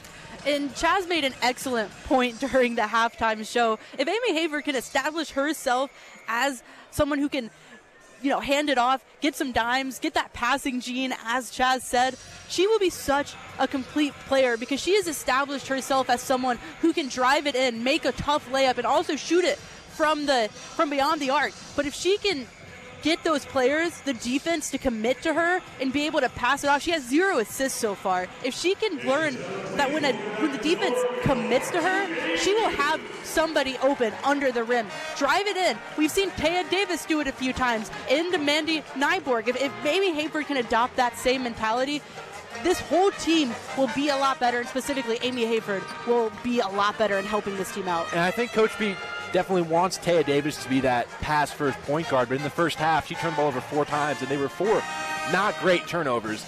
A couple of them where there was a clear option that she should have gone with and just had her head down and picked the wrong pass. I mean, I said it before. It was 3 Fordham players, 1 Duquesne player, and somehow a Duquesne player ended up with the ball on a turnover from Taya Davis. And then she followed that up with 2 more turnovers. So it's clear that might have gotten in her head a little bit. Obviously made the wrong choice in that moment, but you've got to shake that off. We saw the moment she went to the bench, Coach Mitchell took her to the side and talked to her for a good 2 or 3 minutes away from the rest of the team. So it'll be interesting to see. She's sure to get playing time in the second half, but I'm personally interested to see how she goes about shaking off that first half performance. And then we also mentioned Taylor Donaldson, the Open, recently named Atlantic 10 Player of the Week, but she's shooting just 1 for 10 on the day so far. Not nearly as effective as she's been in the last 2 games that earned her that weekly honor. She's never been exactly the most efficient player on this team. She shoots the ball a lot. She makes it sometimes, but right now she's making it rarely. We need that level to go up from rarely to sometimes. I am fine with her shooting the ball 100 times, or maybe not 100 times, but you know what I mean, on the court, as long as she's making at least 20-25% of those, because she is a great shooter, having a tough first half so far. But the big point of all of this is they have had those struggles we've seen throughout this whole season, but they're only down by a point right now, and they got to go into half, get talked to by Coach Mitchell, figure out what needs to change in the second half without being down by 10 points like we saw in Maine, because it takes a lot more of a fix to come back from 10 points than it does 1 point. So Fordham needs to use that to their advantage, continue to press, continue to press on the defensive end, and just start shooting a little bit better. And you got to keep the shots flying up. Even though Taylor Donaldson's 1 of 10, she's one of the only players you can say on this Fordham team that can effectively create space for her own shot. And you feel like if Fordham's going to win this game, it's going to have to be a little bit through Donaldson. So she's definitely going to still have a green light in this second half. With about a minute left to go before we start the second half, it's 24-23 Duquesne. This is the first Atlantic 10 game of the season for both of these teams. The first Atlantic 10 game for Fordham head coach Bridgette Mitchell in her first season in charge of this Fordham Rams team. And both teams definitely want to start off conference play with a win. And I believe this is the first A-10 game for the A-10 this season. There's another one between Dayton and Davidson. I believe that started at 7, though. So if we're talking technically, this is the first Atlantic 10 game of the 2023-24 season. What a game to christen the new conference season. It's a 1-point game between Fordham and Duquesne, a slug-it-out type of game. Both teams not shooting particularly efficiently, but it kind of feels like that if one team in the second half can go on a mini run where they start knocking down their shots, that could potentially be enough to push them over the edge. You said it best. Whatever team is going to find their spark plug, their shooter in the second half first to gain any momentum, in my opinion, whoever gains momentum first in the second half has a chance to run away with it. So Fordham needs to do everything in their power to make sure it's them, because if you look over to the Duquesne side, you've got 3 players on that team who are instant spark plugs if they get their shot going. So that is a worrying sight on the other side. But Fordham, in their own right, has Taylor Donaldson. They have Taya Davis. Rose Nelson, we've seen she can shoot efficiently when she's actually shooting the ball, kind of falling back into her habits of not shooting as much. Hopefully you'd like to see her shoot a little bit more, because when she gets the ball up, she's typically making them. Yeah, she hasn't attempted a field goal today, but we've seen in recent games where Rose Nelson's aggressive in the paint. She's a very effective player for this Fordham team. And you just want to see her put up more shots, even if she misses. It makes you wonder why she's not doing that, because we've seen flashes of her so good. And it's not like we've seen flashes of her being bad. We've only seen flashes of her converting the ball under the basket, and the other side of that is her just not trying to do that. So in this second half, it would be incredible to see her start to gain her confidence again. We just saw her a couple games ago get her career high in points with 12. Would love to see a little bit of that here in the second half. So 10 minutes on the clock in the third quarter. Fordham will inbound to get us underway here in the second half. And Flood gets in for Taya Davis, and here we go. A slim 1-point lead for Duquesne with 20 minutes to go. Davis up top for Fordham, swings to his near side wing for Taylor Donaldson. Passing to the post for Matilda Flood. Flood for Miranda Nyborg. Nyborg now hands off for Donaldson into the paint. The pull-up jumper, and that's good. Taylor Donaldson, just her second made field goal, but starting the second half on the right foot. Up ahead here for Duquesne, this is Nay Bernard.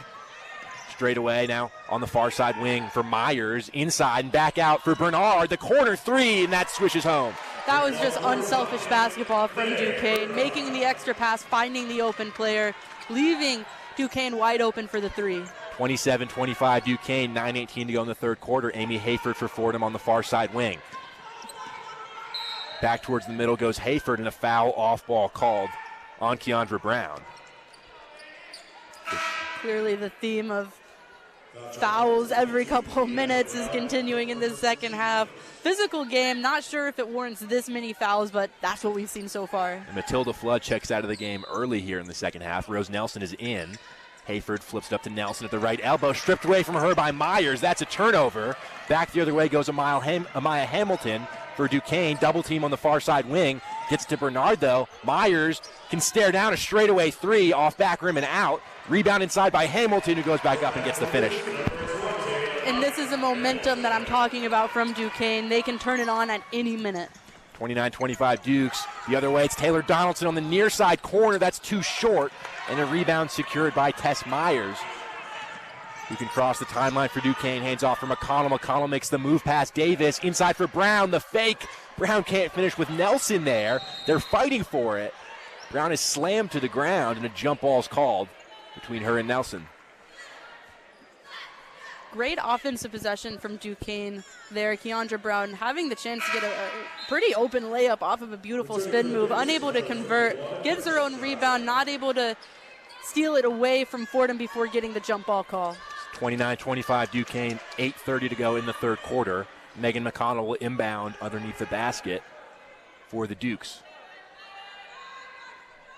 The referee's pausing here for a second. Now McConnell has it.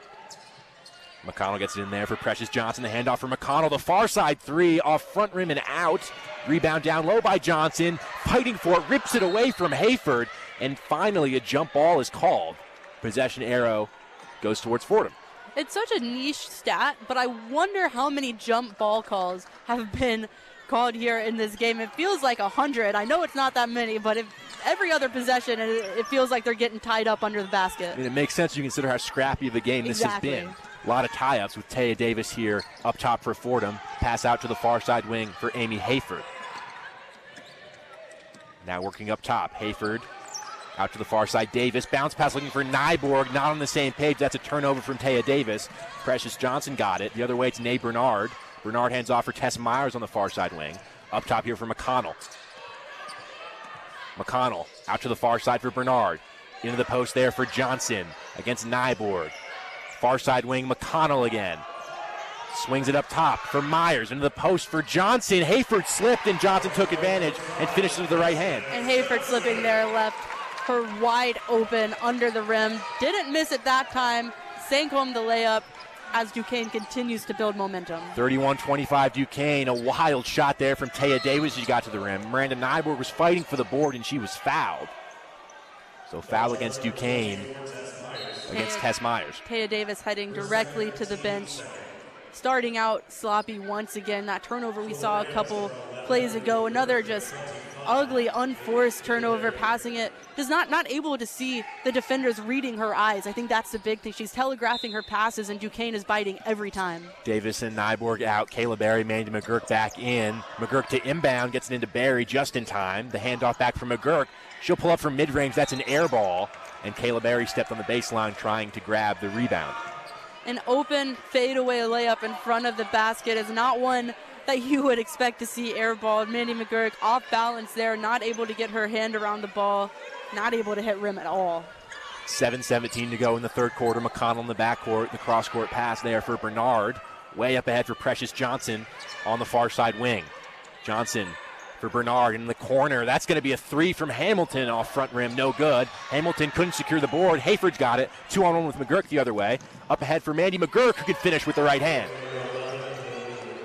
Under 7 to go, 31-27 Duquesne. Under 7 to go in the third quarter, that is. Berry with the aggressive play on defense in the backcourt. She's called for the foul as she poked it away from Nate Bernard.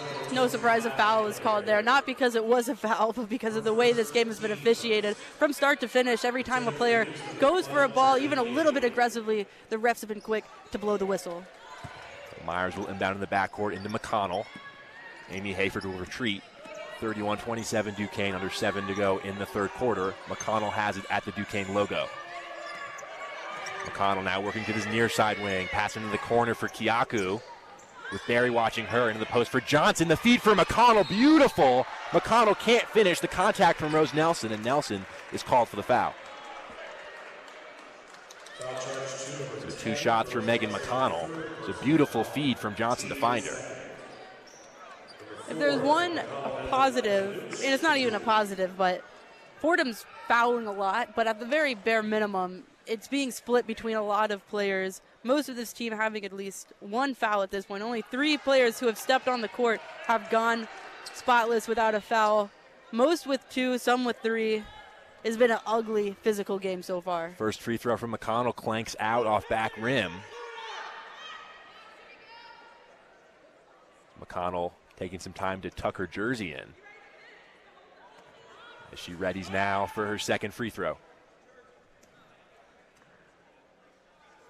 The second one also too strong. McConnell misses both from the line. Mandy McGurk scrambles towards the rebound, and she can advance it quickly into the front court. To the far side wing, wide open is Amy Hayford. Too strong on the 3.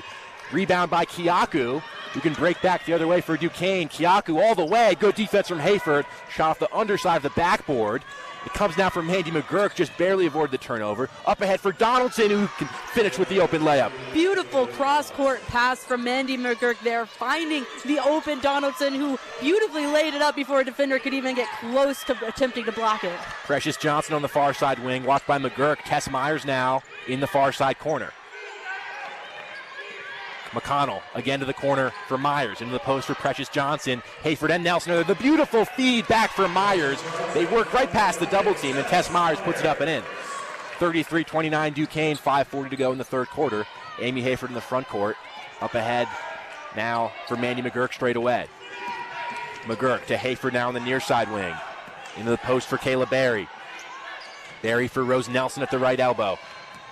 Nelson makes a move in the paint, and she lost it. McConnell the other way, behind the back against Donaldson, working one-on-one. McConnell takes the contact, and we'll go to the free throw line again.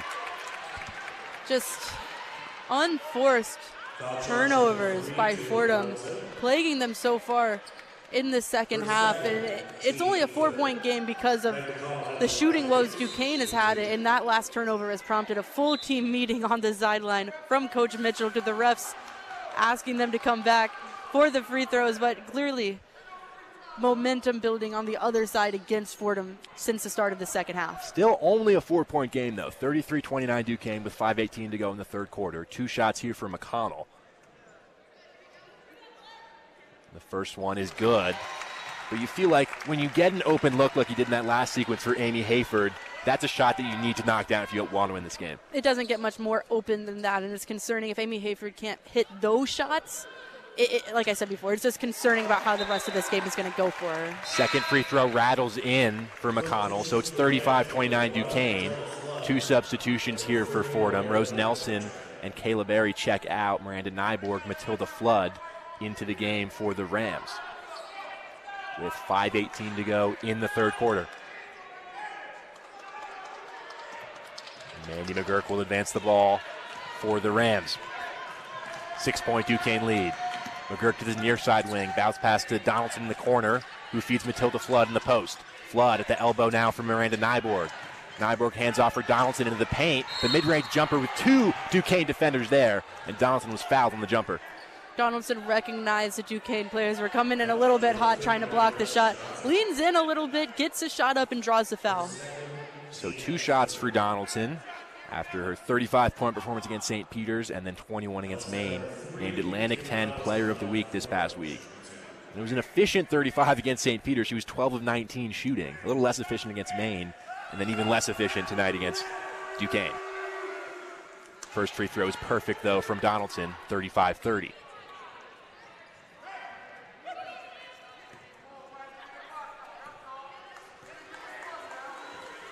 The second is good as well, 35-31 with 5:02 to go in the third quarter. This is Nay Bernard in the backcourt for Kiaku with some pressure from Matilda Flood. Back for Kiaku on the far side. She can advance it past half court. This is McConnell straight away. With Hayford watching her. McConnell commands the offense now from the far side wing. She makes her move inside, gets to the paint. The bounce pass looking for Precious Johnson. Matilda Flood got her hand on it. It squirms towards the Duquesne sideline and out of bounds. Last touch off of Fordham, according to the referees. And that will send us into a media timeout with 4:37 to go in the third quarter. Duquesne 35, Fordham 31. You're listening to Fordham Women's Basketball on WFUV Sports.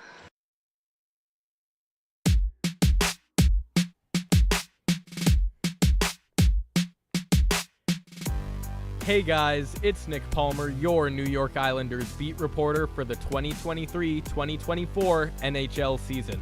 Tune into my Twitter at NickPalmer55 for live game updates in addition to pre- and post-game analysis. To get updates on all things Isles, follow me as the Blue and Orange try to bring another Stanley Cup championship to Long Island.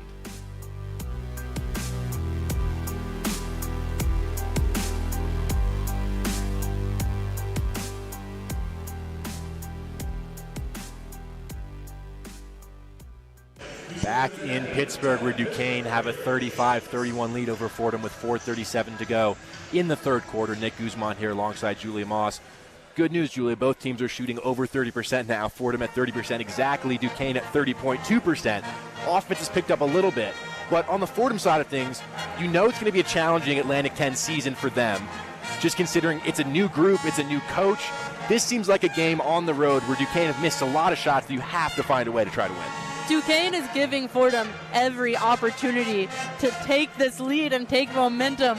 Every time Duquesne gets a steal, every time they get a made basket, they follow it up with about 3 or 4 misses, but unfortunately for Fordham, they have not been shooting at all very well. And then you talk about, oh boy, both teams are shooting above 30%. I'm going to be the pessimist here and talk about their three-point shooting because it's been abysmal for both of them since the start of the second half. Combined 2 of 14 from beyond the arc, both teams shooting 1 for 7. But if there's one team who can survive a game without the three ball, it's Fordham. So it's a matter of establishing some sort of offensive flow in the second half. We saw it, honestly, better than the whole season against competitive opponents, at least as far as offensive flow goes. So trying to reestablish that and get something going, because if this is going to be one of those, dirty physical games, Fordham is more apt to know how to handle it than Duquesne is. And we've seen a couple more open looks in this third quarter for the Rams than we did in that second quarter when they were really struggling from the field. Think about that Amy Hayford open 3 on the far side. Mandy McGurk got open in the lane, but misses on those open shots. Those are ones that you really have to knock down in a game like this. And that's what I mentioned before, Duquesne giving them so many gifts wrapped just to try and eat into this lead. They're saying, Fordham, here you go. Here's an open layup. Here's an open three-point shot. And Fordham is just not taking any of it. And if we get to the end of this game and Fordham loses, it's going to be because of exactly that, not taking advantage of those open opportunities. Duquesne is literally gifting them early in this second half. Coming out of the media timeouts, 35-31 Duquesne, 4:37 to go in the third quarter. There's just 6 seconds on the shot clock for the Dukes. They'll inbound in the front court in front of their own bench. McConnell will get it in for Duquesne.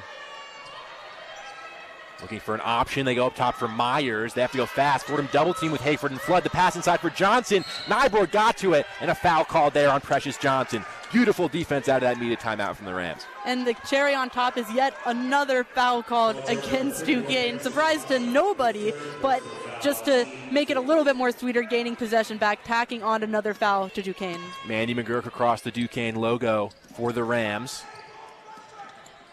Now on the far side wing, Taylor Donaldson. Donaldson gets the screen from Nyborg. From the short corner, Donaldson knocks it down. 35-33 Duquesne now. 4:13 to go in the third. In the backcourt, McConnell watched closely by Hayford. McConnell up ahead across the timeline for Johnson. And now McConnell again. McConnell against Hayford. Works out to the far side here for Kiaku. Kiaku into the post for Precious Johnson. Johnson against Nyborg, backing down. The spin, the righty shot rolls in. Good move there from Precious Johnson, 37-33 Duquesne now. McGurk across the timeline for the Rams with 3:43 to go in the third quarter. McGurk forced to pick up her dribble. This is Taylor Donaldson now straight away. Donaldson to the baseline with the left hand. That clanks out. The tough shot under pressure. McConnell with the rebound. The other way for Duquesne. Tess Myers on the near side wing. Fake the three. Will pull up from mid-range. Too strong.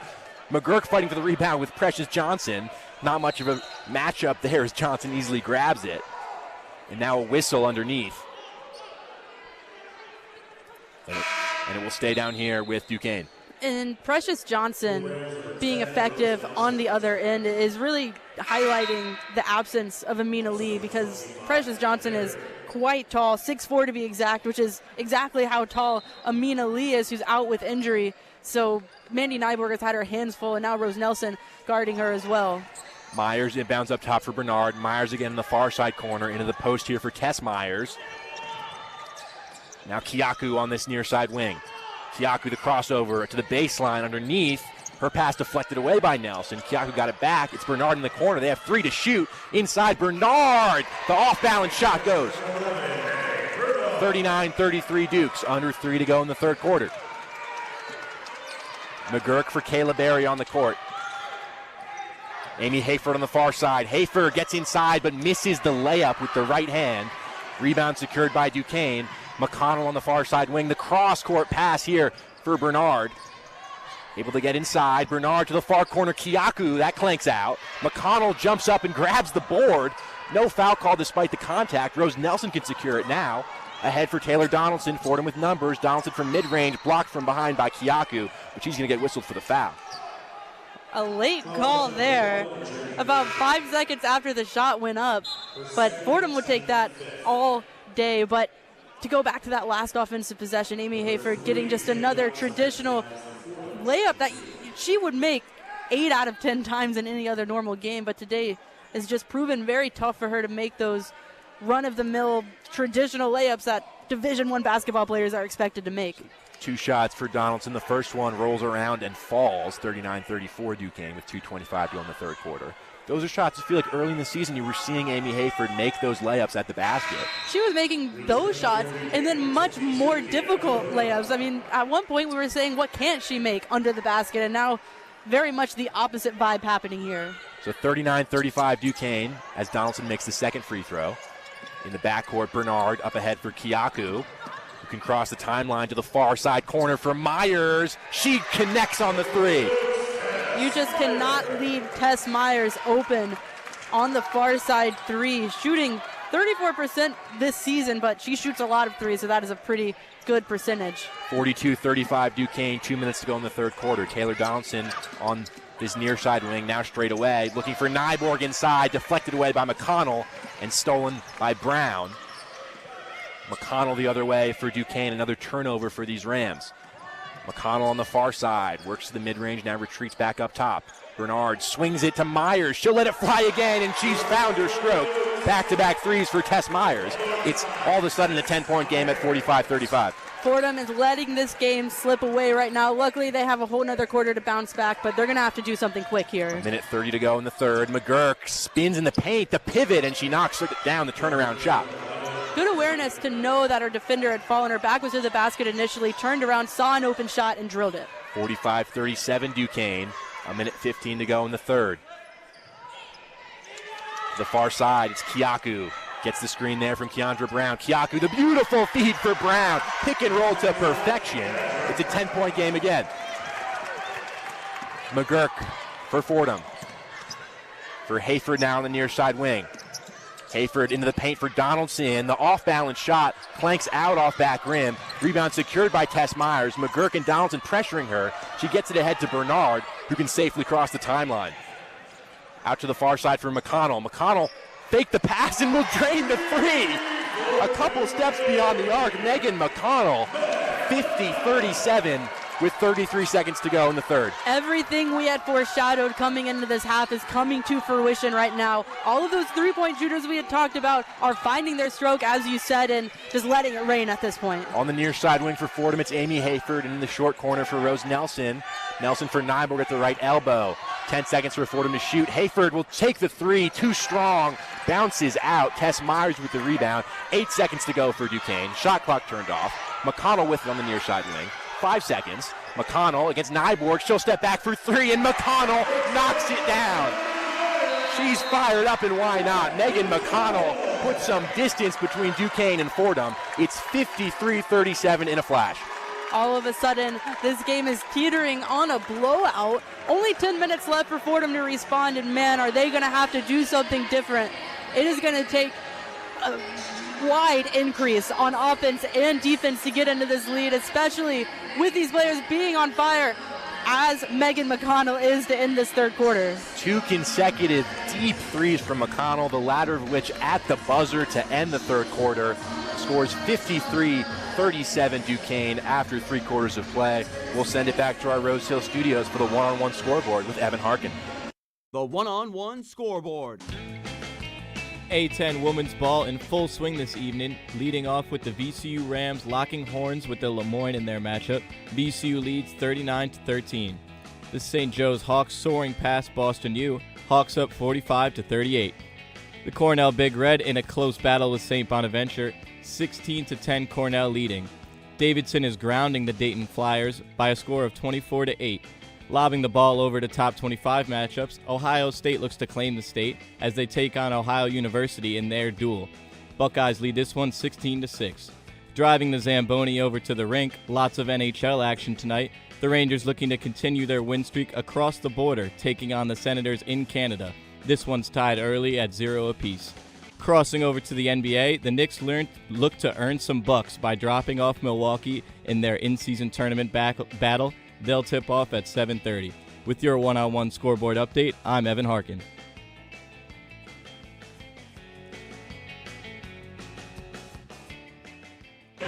Welcome back inside the UPMC Cooper Fieldhouse here in Pittsburgh. Nick Guzman alongside Julia Moss. Duquesne with a 53-37 lead over Fordham with 10 minutes on the clock as we get ready to start the fourth quarter. Duquesne outscores the Rams 29-14 in that third quarter. Pretty much everything we said about Duquesne having good shooters and eventually going to hit their open shots, and that's really exactly what happened in that third quarter. Yeah, I mean, to say the very least, every single stat kind of jumps out on the page at you. They shot 57.9%. They have scored 53 points in this game. In the third quarter alone, 29 points. Fordham only scoring 14, shooting 5 for 13 from the field. They're just not shooting well. They're not shooting enough. Duquesne able to get way more shots off in this game in general, and it's disheartening to see from the Fordham Rams because they were in the game for so long. Nearly a full 3 quarters of action. They were right in it with an A10 opponent, but it's just clear the chemistry is off. I don't even know if it's off, but it's just a chemistry on Duquesne's side is just so good. We're seeing those 4 years for most of these players together come to fruition on the court right now, and they were fired up to end that third quarter. For Fordham, I guess that third quarter ended at a great time to stop that run, to be able to regroup a little bit because they're going to need it. They're down 53-37 now, and it's going to take a lot for them to come back. They have 10 minutes left to do it. And it really happened in the flash. 5 of 9 from 3 for Duquesne in that third quarter. And all of a sudden, Fordham with an uphill climb here in the fourth quarter. So we're underway with Mandy McGurk at the Duquesne logo. McGurk for Donaldson on the far side wing. Donaldson makes a move towards the baseline. Nyborg, now some space for McGurk for 3. Clanks out off back rim. Now Donaldson, she'll step away for a triple, and she buries that one. Exactly what they needed, a breath of fresh air to start this fourth quarter. It's 53-40 now. 9:38 to go in the fourth. Megan McConnell with the ball straight away for Duquesne. McConnell down low for Keandre Brown. Brown at the left elbow. Up top again for McConnell, using the screen from Brown. McConnell with a double team from Fordham. Now in the corner, Tess Myers. Open down low is Brown. The hook shot with the right hand can't go. And she grabbed her on rebound but stumbled out on the baseline. Last touch off of Brown. Turnover. Credit to Mandy McGurk. She was the one guarding down low in the post. Man was at a height difference, mismatch there, but able to force a turnover, make the most of it in Fordham possession. Mandy McGurk will carry ahead for the Rams. They trail by 13. 9:12 to go in the fourth. Straight away, Taylor Donaldson up top. Donaldson thought about a 3. It's McGurk in the corner now. She'll try one, and she buries it too. 2 consecutive triples for the Rams to start the fourth quarter. It's a 10-point game again. Under 9 to play in this fourth quarter, and that will be a timeout for Duquesne. Dan Burt wants to talk things over after a quick 6 points from the Rams to start the fourth. I mean, this might be the first time all season we've seen Fordham have to force a timeout from another team because of a run they've gone on. Man, 2 3-pointers to start the fourth quarter. It's exactly what they needed. This lead is down to 10. You know, you don't love to say that lead is down to 10 after they were in the game for 3 quarters, but let's be optimistic here. If Mandy McGurk and Taylor Donaldson can get going specifically from beyond the arc, something we have not seen all season long, this could be the start of something big. I don't want to get too ahead of myself here. Only 2 3-pointers, and the timeout kind of stops momentum there, but coming out of this timeout, Fordham has the momentum here. And you wonder if the message from Coach P after that third quarter was just shoot more. Just when you're behind the arc and you have a sliver of space. Mandy McGurk is a good shooter. We've seen she missed one on the first possession, but they got the offensive rebound, and Donaldson knocked it down. She had a sliver of space, Mandy McGurk, on that second 3 on the second possession, and she buried it. And that's what we saw against Maine that went so wrong, is they held the ball for so long. And when you're in a lead, when you're trying to get into a lead from the other team, fight into it, it's not a good idea to take time off the clock, and I think they're learning from those mistakes, shooting earlier in the shot clock, and it's working so far, but even if it wasn't, I like the mentality of shooting and taking the little space, not waiting for a wide open shot because it's not going to happen. You're going to be waiting forever for that, as we saw against Maine. So being able to take that little space, shoot, and then even better, make it. But made 3, stop, another made 3 is about as positive as this fourth quarter. I mean, what is this could team? have started.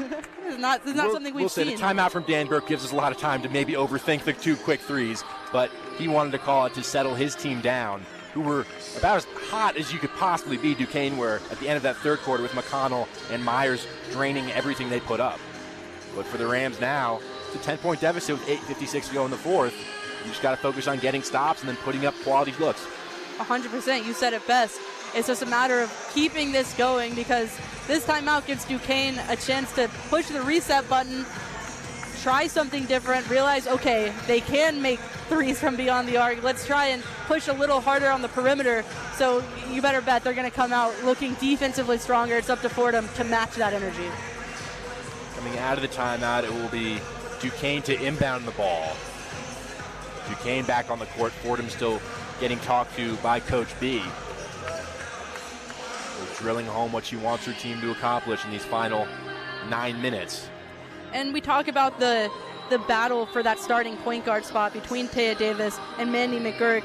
Man, has it been a tale of 2 games for these 2 players. Taya Davis with 0 points, only shooting 1 time, but turning the ball over consistently. And then Mandy McGurk, 9 points, 4 of 8 shooting, 1 for 2 from beyond the arc. She's having herself a game so far in what's been a tight competition for that starting spot. And you say that coming out of the timeout, Taya Davis back in, and Mandy McGurk will sit down on the bench.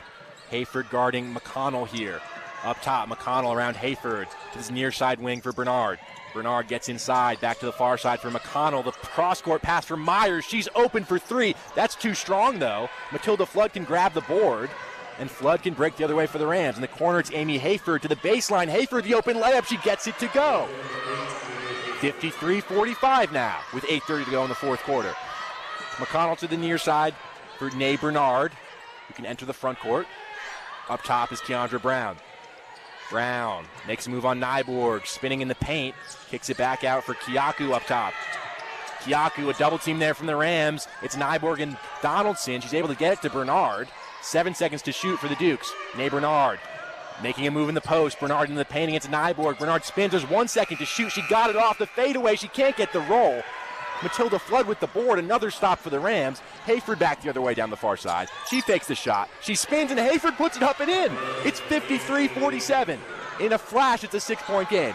7:48 to go in the fourth. 8-0 run from Fordham in the past 90 seconds. Man, this is exactly what you want to see from Fordham coming out of the third quarter. Megan McConnell at the Duquesne logo. Matilda Flood watching her. McConnell slips inside, gets to the paint against Nyborg. Blocked away by Miranda Nyborg, but they call a foul. Coach B is incensed at that call. Man, Coach B running down the sideline, screaming in frustration at that call. It seemed to be a very clean block from here, and yet again, just another late call, letting the play completely finish before blowing the whistle. Definitely confused on that one, and you're seeing Coach B continue to yell from the side of the court. Got to be careful there. Last thing they want right now is a technical foul. And it's been Rod Creech, the official on that far side, making a lot of these calls that Coach B doesn't agree with, as McConnell's first free throw toilet bowls in. 54-47 Duquesne. But that's a call that can really change the momentum in this game. Second shot from McConnell is too strong. That bounces out. Matilda Flood gets to the board. Taya Davis the other way for the Rams. Ahead for Hayford in the corner. Donaldson, she'll try a three. She buries it. It's 54-40. It's a 4-point game with 7:20 to go in the fourth quarter. This entire team is playing their best basketball right now from point guard to center. It is incredible to see. McConnell on the near side wing for Duquesne against Hayford. Back to the middle from McConnell. Up top for Precious Johnson to the far side wing for Nay Bernard. Bernard. Now on the near side, Myers. Myers in the post there for Amaya Hamilton. Poked away by Matilda Flood, but they're going to call Flood for a foul. She came in from behind. With 6:58 to go in the fourth, it's 54-50 Duquesne. That's going to be Matilda Flood's fourth foul as she heads to the bench. Rose Nelson coming into the game. So Duquesne will inbound underneath through Tess Myers. Nelson into the game. Myers gets into McConnell in the near side wing. McConnell fakes towards the baseline, gets underneath, now pass out to the far side for Nay Bernard. Nelson right there to help on defense. Up top it's Hamilton into the paint. Hamilton up top, that'll be a three from Precious Johnson, and she knocks it down. A huge triple from Precious Johnson. Listen, Precious Johnson is 1 for 6 on the year from three. You'll let her have that, and if she makes it, oh well. 57-50 Duquesne now. 6:34 to go in the fourth quarter. On the far side wing, it's Taya Davis for the Rams. Davis gets to the paint. A tough contested shot, no good. Miranda Nyborg got to the rebound, and the tough finish from Miranda Nyborg. 3 players surrounding her on that layup. Able to absorb the contact from all 3, use it to her advantage to get the ball in the bucket. It's a 5-point game again, 57-52 Duquesne. 6:10 to go in the fourth. Megan McConnell at the Duquesne logo. McConnell works to the right side, on the far side, circling around to the near side now. The cross-court pass for Bernard, who fakes, gets to the baseline. Johnson calling for it. The handoff back there for Bernard, who fakes again. Underneath, Bernard gets the finish. Nifty work there from Nay Bernard. 59-52 Duquesne. Under 6 to go in the fourth. Taylor Donaldson and now Taya Davis up top for the Rams. Davis for Donaldson on the near side for Nyborg. She'll try it from the mid-range, and she knocks it down. Big shot from Miranda Nyborg, 59-54 Dukes. 5:25 to go in the fourth. Megan McConnell across the timeline for Duquesne. Amy Hayford watching her closely as Mandy McGurk readies to check back into the game for the Rams.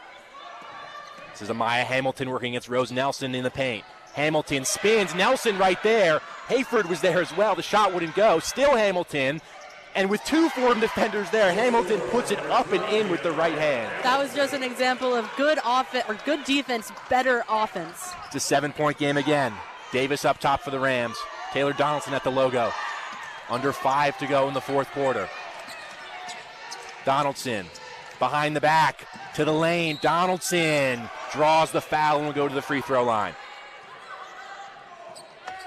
4:46 to go in the fourth. Duquesne 61, Fordham 54. And that will send us into a media timeout. Fordham have cut into the Duquesne deficit here in the fourth. It's Fordham 54, Duquesne 61. You're listening to Fordham Women's Basketball on WFUV Sports.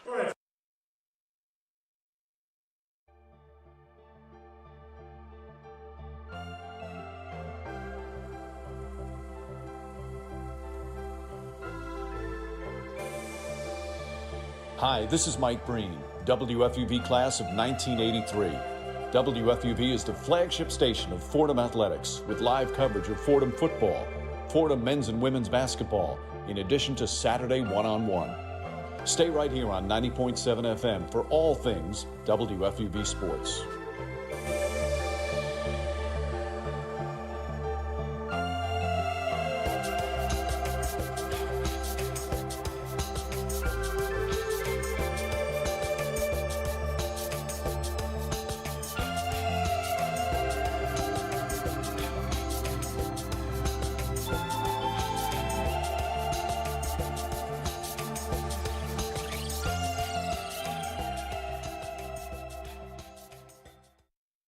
Back inside the UPMC Cooper Fieldhouse, Duquesne with a 61-54 lead over Fordham with 4:46 to go in the fourth quarter. But Fordham outscoring Duquesne 17-8 in this fourth quarter on 7 of 9 shooting to get back into this one.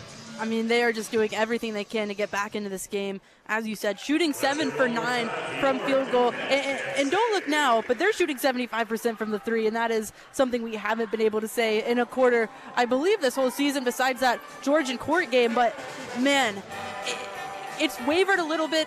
Duquesne has been able to stop the bleeding just a bit to get this lead back out to somewhat comfortable. But if Fordham can continue to shoot like they have, 17 points so far in the fourth quarter, this could be a really close game down the stretch. The 2 makes from 3 for Donaldson, 1 for McGurk. Taylor Donaldson was 1 for 10 at halftime.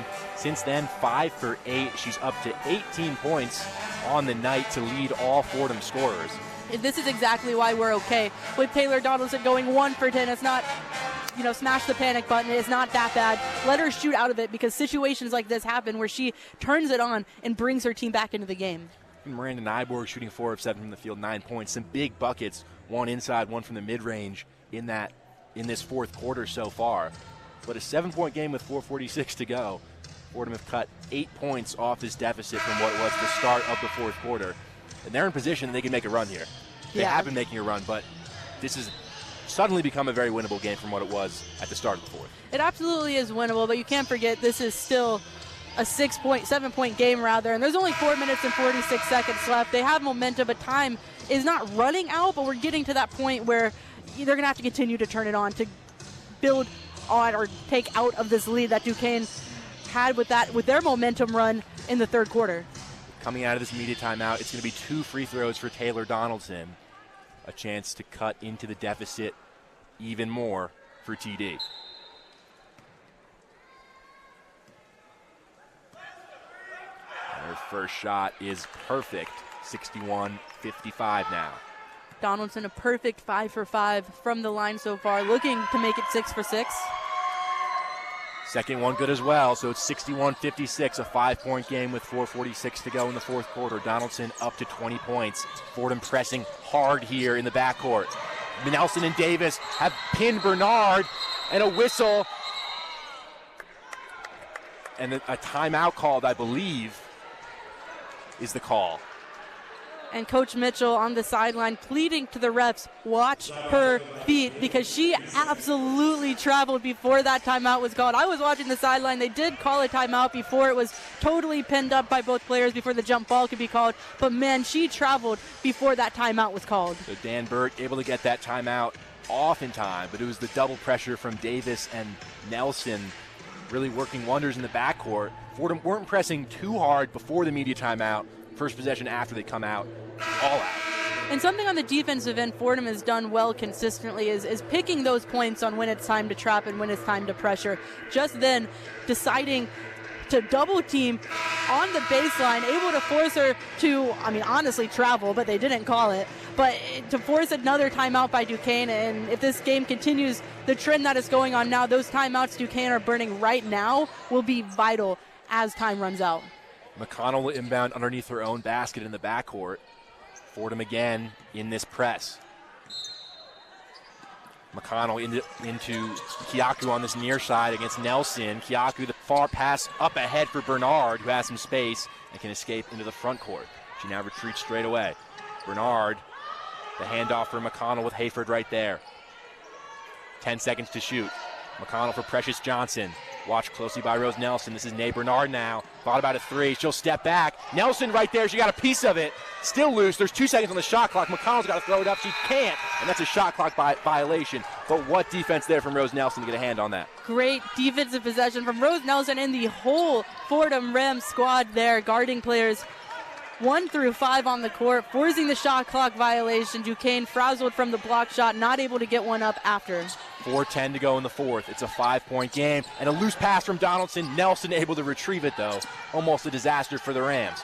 Straight away, Taya Davis. Nyborg hands back off for Davis to the baseline. Gets inside. Can't finish on a layup.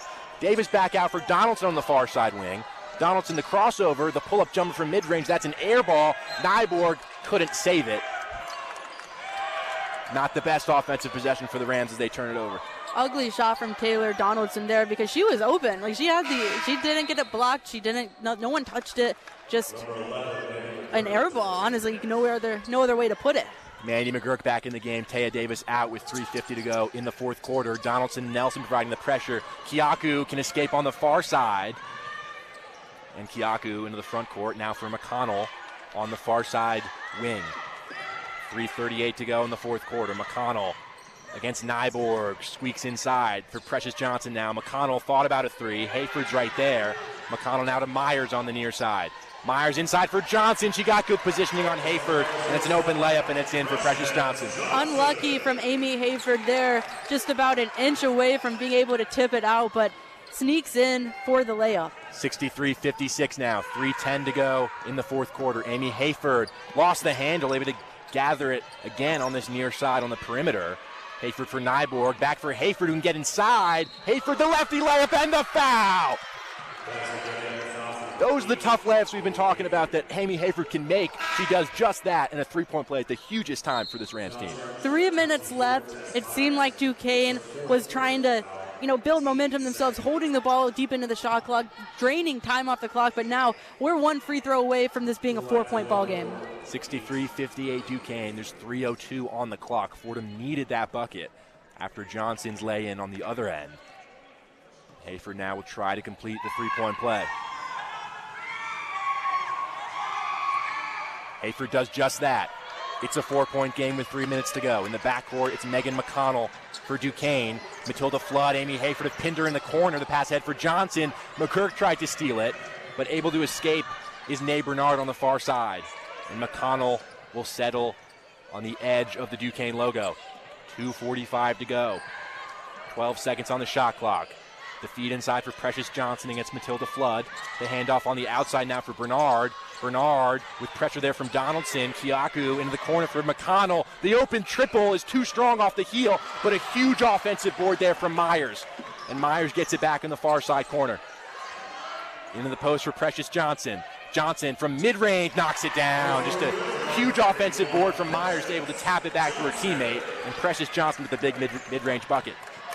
65-59 Duquesne. Coach B will take a timeout with the Dukes leading by 6. 2:13 to go in the fourth. And that was just worst case scenario for Fordham right there. Getting the defensive stop initially, but letting them get the offensive rebound, drain even more time off the clock, let them get deep into that shot clock, and then score. So now there is only 2 minutes and 13 seconds left. 6-point game, still very manageable for Fordham. And the fact they're even in this game to this point has taken a lot. So can't discredit that, but it's going to have to continue if they want to get out of this game with, a close game or even a win. And you thought you caught a break with McConnell flanking that open three off the back heel, but beautiful hustle play from Tess Myers to get the tip back to her teammate. And then the mid-range jumper knocked down from Precious Johnson. So it's 65-59 Duquesne. 2:13 to go in the fourth quarter. Fordham basketball in the front court. They'll inbound in front of the scorer's table on the far side through Taylor Donaldson. This is legitimately a must-score situation right here, because if they give the ball back to Duquesne and drain even more time off the clock, it's going to be significantly harder to come back from. Mandy McGurk circling around for the Rams. Straight away, Taylor Donaldson, the crossover up top. She's a little bit loose with it, but Donaldson with the tough layup. 65-61 now. 2 minutes to go and counting. The pass up ahead for Kiaku in the far side corner. Into the post for Johnson with Nyborg defending. Kiaku into the lane. McConnell faked the pass. She'll take the three. That's no good. And rebound secured there by Taylor Donaldson. Donaldson the other way for the Rams. She's going to go down low with it. Donaldson poked away by McConnell, but she got it back, and Donaldson finishes again. It's a 65-63 game. Fordham down by 2 with 1:33 to go in the fourth quarter. Bernard. Across the timeline is Hamilton. Hamilton bounce pass down low for Precious Johnson. Using her strength, Hamilton thought about a jumper. She'll take it. That rims out. Rebound by Donaldson. Fordham down by 2 with 1:15 to go. In the front court, Taya Davis for the Rams. 1:10 and counting. Davis at the Duquesne logo. Works towards this near side. The handoff for Donaldson, and that's going to be a foul on McConnell, trying to bust up the handoff. Amy Hafer checking back into the game here. Definitely having herself a great second half, looking to cap it off by bringing this Fordham team in on what would be an absolutely unprecedented win. They're down by 2 with 1:01 to go in the fourth quarter. They get into Davis, under a minute to go and ticking. Davis, a little bit loose with the handle on this near side wing. She picks up her dribble, gives it off to Hayford. There's 12 seconds to shoot for Fordham. The pressure here from Kiaku. Hayford, the crossover. Hayford looking for a lane. Inside for Nyborg. She's open. Miranda Nyborg ties it. 65-65 with 45 seconds to go in the fourth quarter. This is unbelievable. McConnell up ahead. To the far side now for Myers. Myers is open for three. She takes it. It's no good. Rebound Taya Davis. 32 seconds to go. 29 on the shot clock. Davis up ahead. And Coach B will call a timeout with 30.7 to go. 27 on the shot clock. Julia, it's 65-65. Unbelievable. Mandy Nyborg under the basket, wide open. No clue what the Duquesne defenders were doing there. Left her open under the basket, able to secure the wide open layup.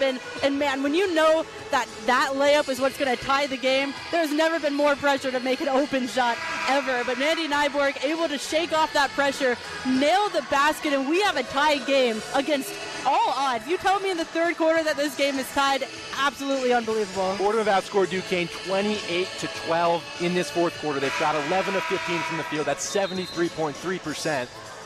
And they were bringing the pressure from Hayford up top, but what vision from her to dump it off inside for Nyborg, who was wide open with the layup. There's 30.7 on the clock. Fordham will inbound in front of the scorer's table on the far side. 27 seconds on the shot clock. 65-65. Matilda Flood will inbound for the Rams. Flood, the pressure there. No, they threw it away. They threw it over the head of Davis, and that's a turnover. That's unbelievable. And we talk about how Taya Davis has had a tough game this entire match, and it's just capped off with that play right there.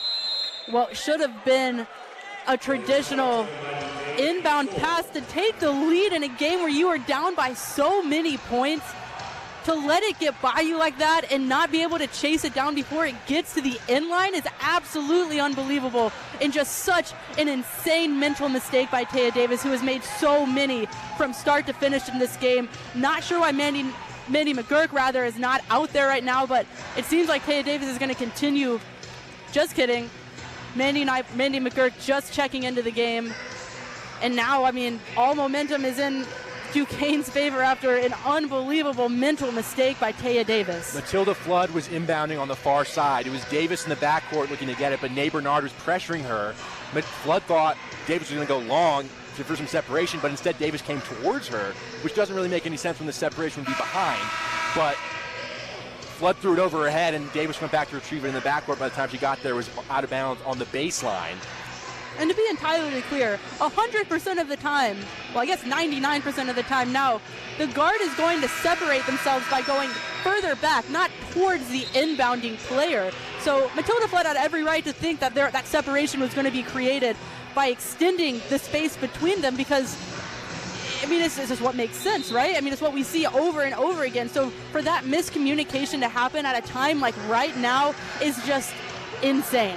Duquesne can essentially hold for the last shot here. There's 30.1 on the game clock, 30 seconds on the shot clock. There's 0.1 difference. And Duquesne will inbound underneath the basket in the front court through Tess Myers. And you talk about a team that wants to have the last shot. I mean, just a plethora of riches on offensive shooting-wise. We'll see who they go with. Myers gets into McConnell on the far side wing. Shot clock now turned off with 25 to go. At the logo, it's Megan McConnell for Duquesne. Watched closely by Taylor Donaldson. 18 to go and ticking. Still at the logo, Megan McConnell. Now 15. They've turned the shot clock off, so they will have the last shot here. McConnell on the near side wing with 10 seconds. McConnell attacking now on the far side with 7, with 6. Into the corner for Kiaku. She thought about a shot. She'll take it. Matilda Flood blocked it away. It's loose underneath. Hayford gets to it, and we'll go to overtime. What incredible defense by Matilda Flood to block that three from Kiaku. Bonus basketball here in Pittsburgh. And way to go for Fordham to be able to shake off that insane offensive possession.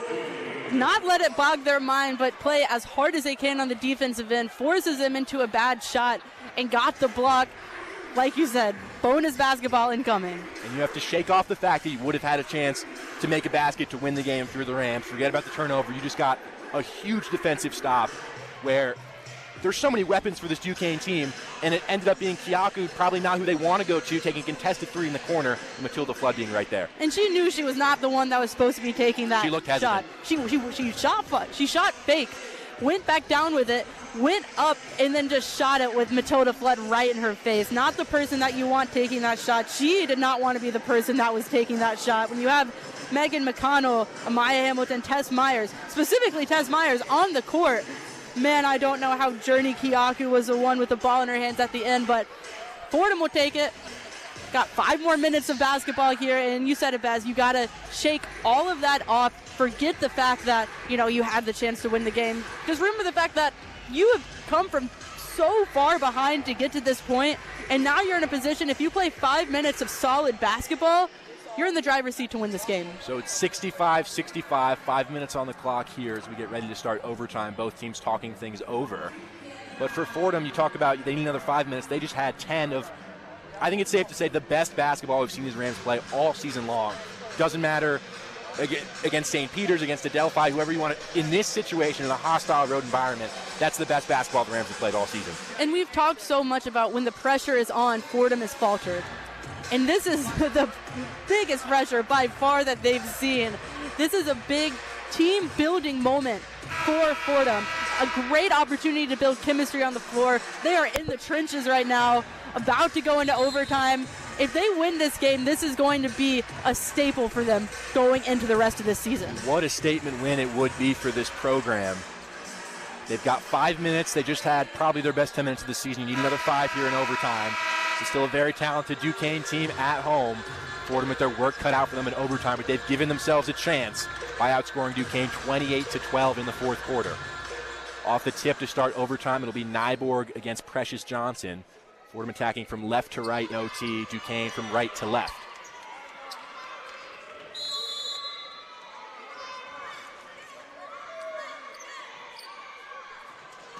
Nyborg against Johnson on the tip.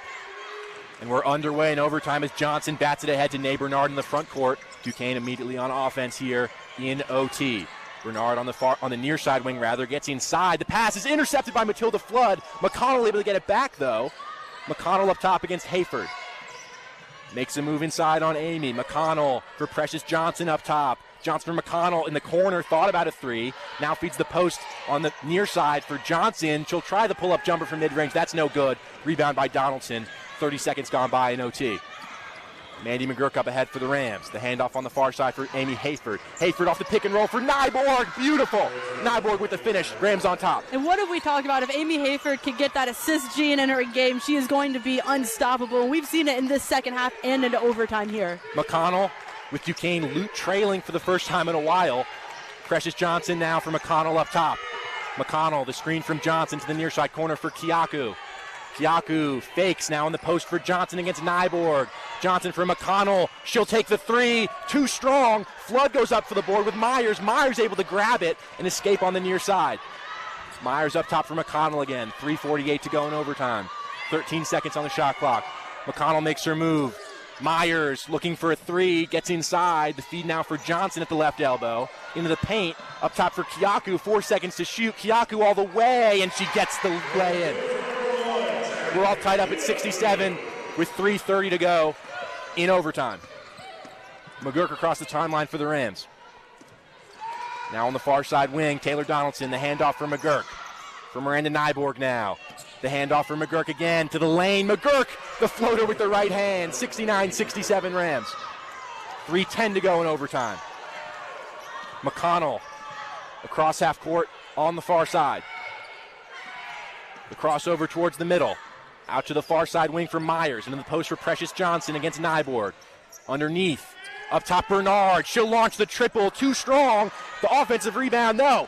Hayford grabs it. It's a 2-on-1 the other way. Hayford to McGurk. Out top for Donaldson. The open three. Taylor Donaldson too strong. The rebound loose, but McConnell able to escape with it. 2:40 to go in overtime. A 2-point Rams lead. McConnell for Tess Myers up top. Fake the three. Gets inside. Myers. This is near side wing for Bernard. Myers again. To the far side for Kiaku. Kiaku crosses over. Working against McGurk. 10 seconds to shoot. Into the post for Precious Johnson. McGurk with the steal. Back the other way. It's Taylor Donaldson. 2-on-1 with McGurk. Donaldson takes the contact and draws the foul. Taylor Donaldson will go to the free throw line. But another steal, Mandy McGurk this time. This is the best defense I have seen this team play all season. Megan McConnell can't even get a good three-point shot off, and Tess Myers can't even get a three shot off if she wanted to. The defense has been so tight for Fordham that they force them into bad looks, and as we just saw there, turnovers. 69-67 Rams, 2:16 to go in overtime. 2 shots here for Taylor Donaldson. The Rams, in this fourth quarter, really have just locked things down on the defensive side of the ball. That's honestly been more, or an equal catalyst to this comeback, as has been the offensive shot making. Donaldson, first free throw in and out. Needed that one. Rough time to miss her first free throw of the game. Now the second shot to make it a 3-point game for Donaldson. Donaldson makes the second, so it's a 3-point game, 70-67 Rams with 2:15 to go in overtime. Megan McConnell will carry up across the timeline for Duquesne. McConnell against Hayford on the far side. The screen now for Keandra Brown on the court. McConnell doubled up top by Nyborg to the far side corner from Myers. That's what they want for three, and she knocks it down. Tess Myers open for three. She drains it. We're all tied up at 70 with a minute 33 to go, or minute 53 rather to go in overtime. Amy Hayford up top for the Rams. Crosses over now to the far side corner. Mandy McGurk gets to the paint. McGurk up top for Donaldson. A minute 40 to go now. 15 to shoot for the Rams. Donaldson makes her move to the far side. Gets to the mid-range. The pull-up jumper. Too strong. And coming back down off the backboard and clanked out again. And a foul in the backcourt against Donaldson. A minute 28 to go in the overtime. 70-70. This is where we're going to have to see. I know I just said this is the best defense we've seen from Fordham. This is where it really counts here on this possession coming up. And Taya Davis back in the game for Mandy McGurk. A minute 25 to go in overtime. McConnell at the Duquesne logo. Makes a move inside on Hayford using the screen from Brown. McConnell straight away. Tess Myers on the far side wing. Inside for Brown. She gets it. She missed the open layup. She got a second chance, and it goes. 72-70 Duquesne. They're back on top. A minute 05 to go in the fourth quarter. Taya Davis commanding the offense. And a timeout called by Coach B. The Rams down by 2. She's got one timeout left after this one. 58.4 to go on the clock. but Davis looked uncertain carrying the ball up ahead. So probably a good timeout there from Coach B. Yeah, Coach Mitchell did not like that. The look of that offensive play for 1 second, especially with them now being down by 2 with less than a minute to go. You need your best offensive looks out there when you have timeouts and overtime. It's a time like that where you need to use it because you said it, Taya Davis did not look certain dribbling the ball up the court. And like I said before, you just have to have your best in this situation because if you don't make this basket, and Duquesne gets the opportunity to go back to the other end and extend this lead even further past just one possession, things are looking very bleak for Fordham. 72-70 Duquesne, 58.4 to go in the fourth quarter after that last bucket by Keandra Brown after Fordham couldn't secure the offensive rebound. Taylor Donaldson will inbound on the far side in front of the scorer's table. Mandy McGurk back in the game, Taya Davis out as expected after the timeout. Donaldson gets into McGurk,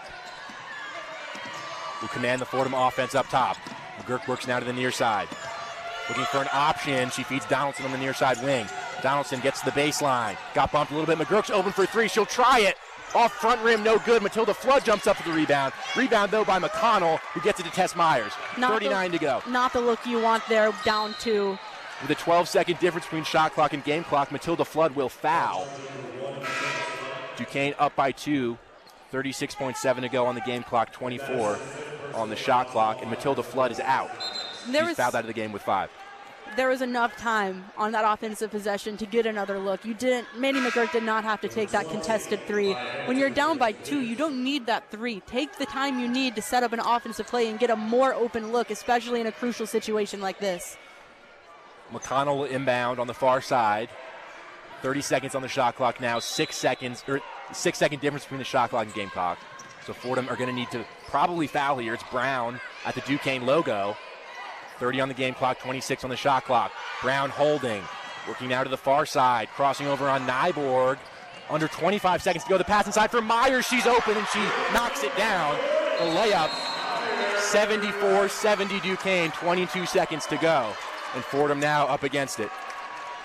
4-point lead with 22 seconds left, man. It is not looking good for Fordham. Clutch basket by Tess Myers there under the basket, but it's going to take a lot for Fordham. But I've said that quite a few times this game, and Fordham has delivered, but this is going to be the toughest test yet. It feels like on that last defensive possession after McGurk misses the 3, you probably don't need to foul right away. There was 14-second difference between the shot clock and the game clock, but once you foul the first time through Flood, then there's only a 6-second difference, and it feels like it's necessary, but Fordham still didn't foul on defense. It's now a 4-point game in favor of Duquesne, 74-70, 22 seconds to go. Shot clock will be turned off.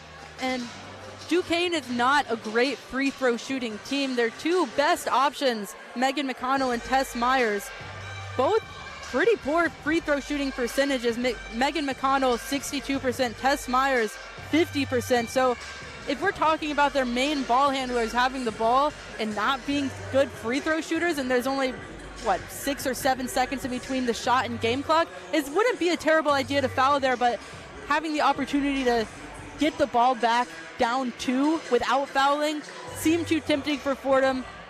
Ended up on the wrong end of that. Now they're down 4 with 22 seconds. They're going to need a quick basket, and then we're going to go into the foul game.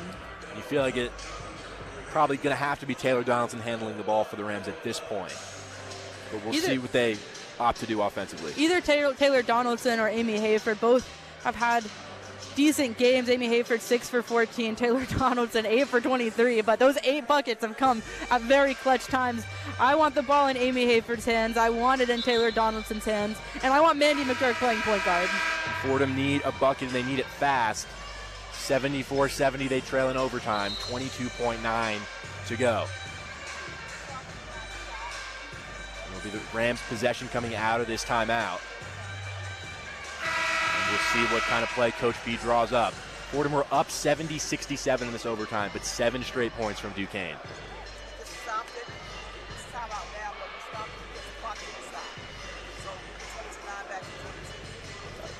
It was a clock issue, 22.9 seconds put back on the clock.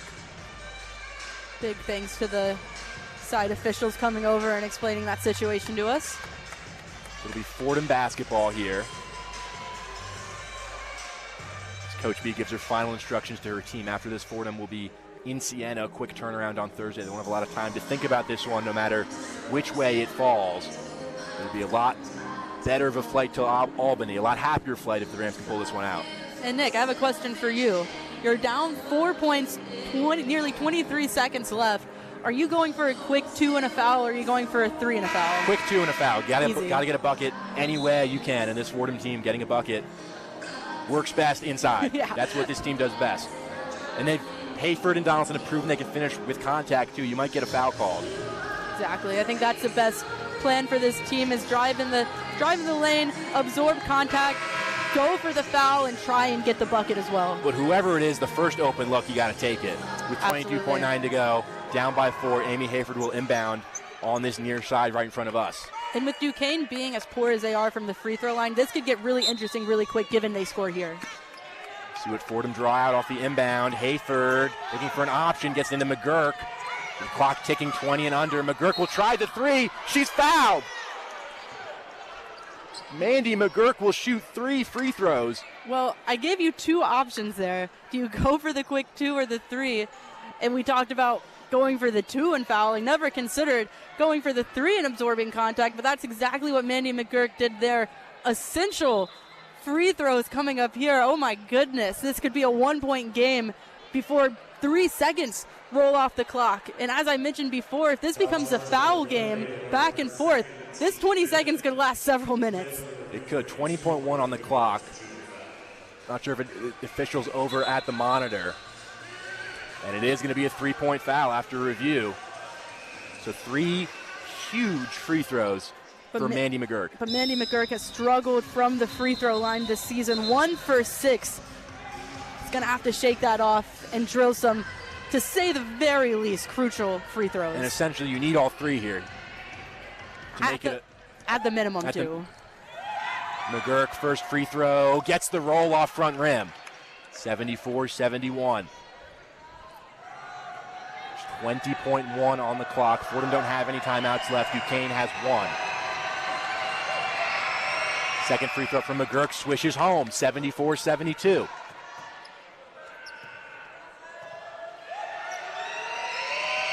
And the third, she got the bounce. The friendly roll off front iron. It's a 1-point game. Timeout Duquesne. Both teams with no timeouts left here with 20.1 to go. 74-73 Dukes. Unbelievable finish. This game has had everything, hasn't it? Man, 3-pointer fouled in what could have been their last possession. Such a mental mistake by Duquesne, and Mandy McGurk makes them pay for every second of that. Makes all 3 free throws, and we're 1-point game with 20 seconds left. Wow. No timeouts left for either team, which is big. For Fordham, you got to foul as soon as they inbound this basketball, no matter who it is. Even if they make both, it's a 1-possession game at the minimum. But for the Rams, this was inconceivable at the start of the fourth quarter. It seemed like, McConnell and Myers were making their threes at the end of the third. Duquesne was rolling, but the Rams just storming out of the gate in the fourth quarter, getting this game to overtime. And it looked like they were not home sailing, but 70-67. They were in the driver's seat in this overtime period. Then 7 straight points from Duquesne. But now Fordham comes back with 3 more. It's just a back-and-forth game. Really, what a game to open A-10 play. This is unlike anything we've seen from Fordham so far this season, and it couldn't come at a better time. Atlantic 10 schedule, that record is what you really care about going into the rest of this season. Not that the other games don't matter, but non-conference is really seen as a way to prepare you for that conference slate. This is the opener. This is where it starts. And Fordham proving that they can hang with the A-10, and that was a big question coming into this game. Win or lose, got to be proud of how this team has performed. On the road against an experienced team. But I don't think Fordham are interested in any kind of moral victories right now. Absolutely not. When they're this close to their first A-10 win of the season. Ball's advanced to the front court after the timeout, so Duquesne will inbound in front of the scorer's table, just to the left of their own bench. McConnell to inbound. 20.1 on the clock. McConnell gets into Bernard, and immediately she's fouled by Hayford and Donaldson. Looks like the Duquesne bench might be asking for a little bit more. That was a aggressive foul that wasn't exactly needed. It seems like she's a little slow to get up. The head coach, Dan Burt, talking to the officials, maybe wanting to get this upgraded from just a common foul. But I feel like at this point, Fordham are going to foul. I don't think you can call a tech on that. I don't think it was aggressive enough to call a tech. Definitely a little more than was needed. 2 players on her. Someone was about to foul. Taylor Donaldson kind of lunging herself. And again, just a little more than needed, but not enough to warrant. They're going to go to the monitor, though, and this would be a backbreaker if it's upgraded to a tech. It was a hard foul on that far side right in front of the Duquesne bench with 2 Rams clamoring into Bernard. That's trying to get the foul as fast as they could. Less than a second came off the game clock.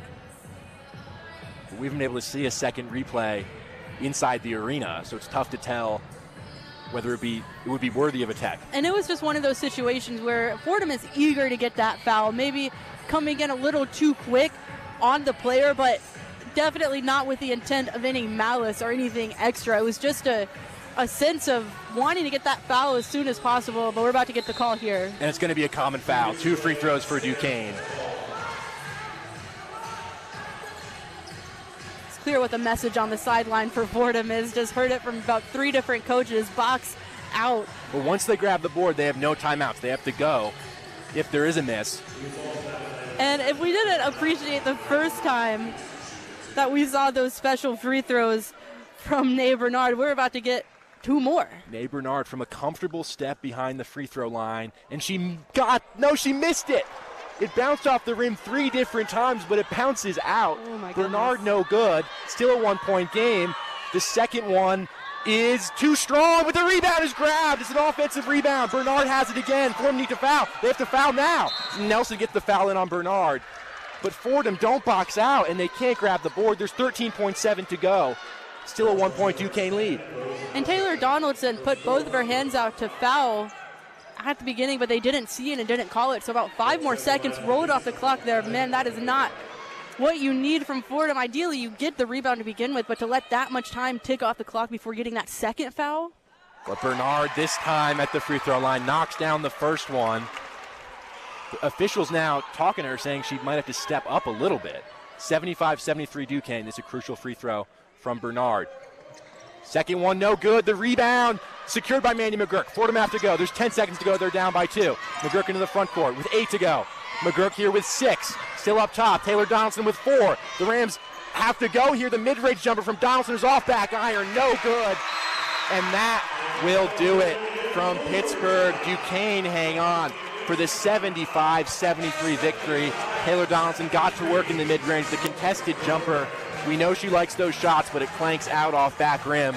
And the Rams fall in this one to Duquesne, 75-73. Fordham getting their first taste of A-10 heartbreak here early in their first Atlantic 10 matchup. And it's hard when you look at a 2-point game at the end to not think about that inbound pass from Taya Davis that could have prevented overtime altogether.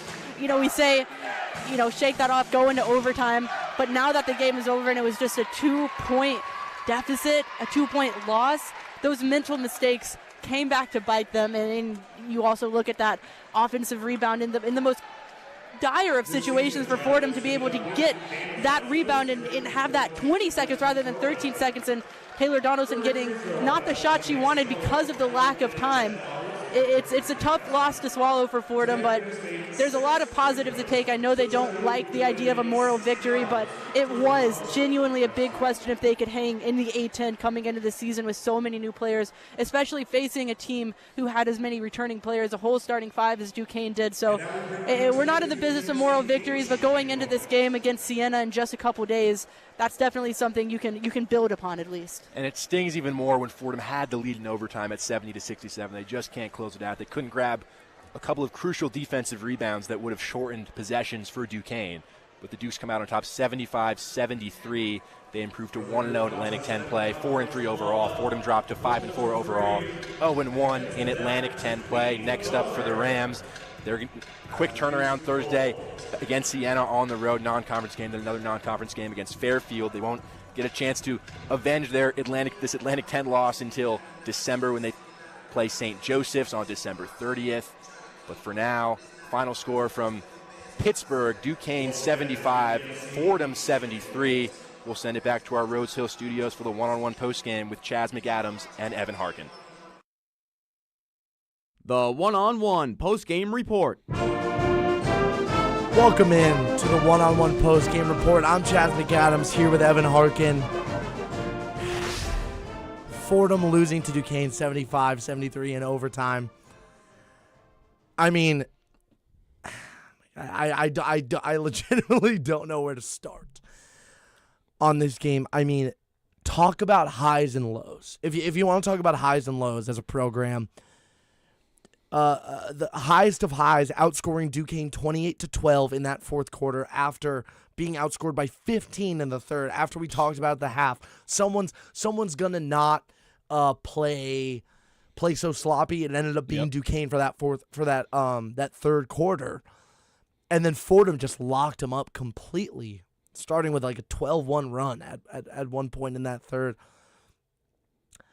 We got to talk about that final play. A tie game. Matilda Flood goes to inbound to Taya Davis, and there's some miscommunication there. What are your thoughts on that? Crucial point in this game, probably the play if you're looking at this game from a Fordham Rams standpoint, Chaz. And I mean, Taya Davis, you gotta be on same point with the inbounder there. She gives her the hand to throw the ball backwards, then cuts forward. The inbounder thinks she's still going back, throws it out of bounds. That's we were saying sloppy so much at halftime. It doesn't get sloppier than that, though, Chad. And I don't even want to attribute it to, I mean, obvious miscommunication, but It just shows how, I mean, this, like Julie and Nick said, great broadcast by them. I believe their first overtime game. I mean, that's always a great call.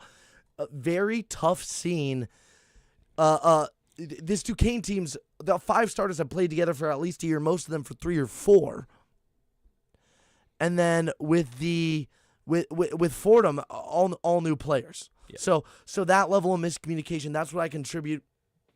Talk a lot about learning losses. You cannot get back cut. I mean, just the back cuts kill them in OT, man. That bucket that Duquesne went up 74-70 on was a back cut. Their last play in regulation was a back cut bucket. And talk to me about the cuts and how this defense reacted. I don't think the defense came ready to play enough. I mean, you gave up 75 points. That's not what you want to see from a defensive standpoint, especially down low. We were praising them for being good down low. They had the rebound edge and the points in the paint edge. They still end up with it because of that fourth quarter, but in the third, they were getting killed in the paint. I mean, it has to be said, Amina Lee, like I said, the 6'4" center out of Senegal, right?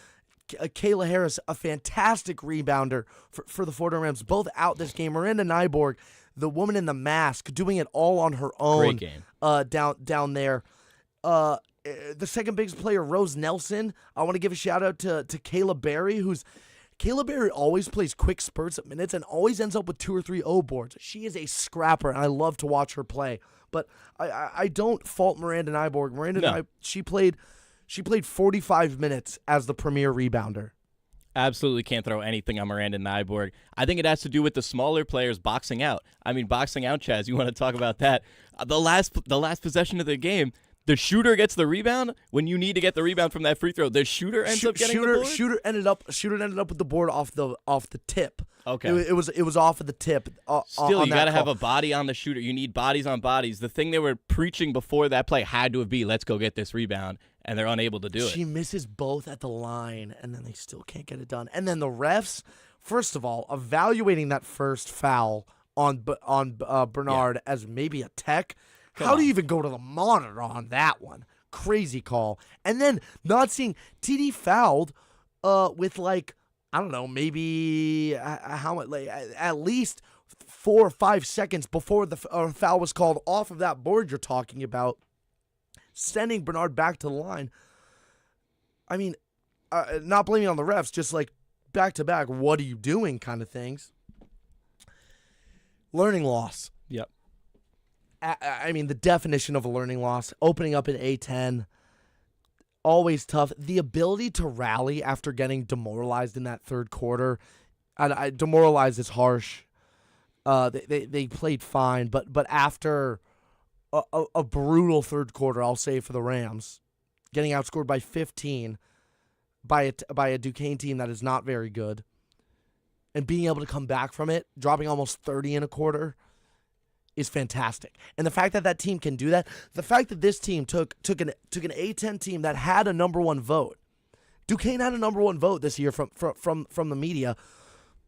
The fact that they took them the distance while missing their two of their bigs and their star scorer being ice cold in the first half. I want to talk about that for a second. Yeah. Taylor Donaldson played 43 minutes of basketball today. Ended with 25, 8 for 24, 2 for 6 from 3. Clutch buckets, missing one free throw that was brutal. She is the beating heart of this team. And then another 40-minute performance from Amy Hayford, 6 for 14, 1 for 4 from 3, 4 for 5 from the line. I need that in the backcourt. Like I was saying at the half, I think that really plays much better when you have them in the backcourt together rather than at the 2-3 with a playmaker. I don't think McGurk or Davis, who would be the point guard for them, or even Mahaney at points, shout out to Cass Mahaney getting in this game, I don't think they play off of her as well. I think it's much better if you emphasize Hayford to be a playmaker. I think that backcourt can work, but definitely a learning loss nonetheless. I agree with your Hayford statement, especially because you need somebody besides Taylor Donaldson to bring all the offense to this team. I mean, she comes down the court, and the only way it seemed that they would score in that third and fourth quarter was her isolating herself and going and getting a bucket. I mean, like you said, you need the backcourt to provide more help for her.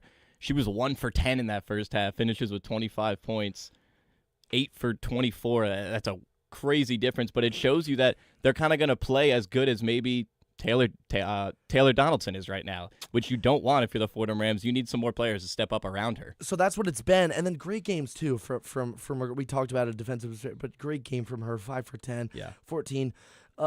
And two of the Rams' most prominent scorers that we talked about, Rose Nelson's scoring burst that she's had recently. Again, going back, not being able to get a bucket out on the night, not even shooting out on the night. That comes back to the mental block for her.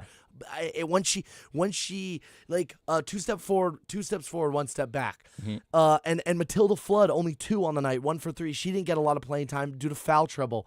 Some tough ticky-tack ones in the first half.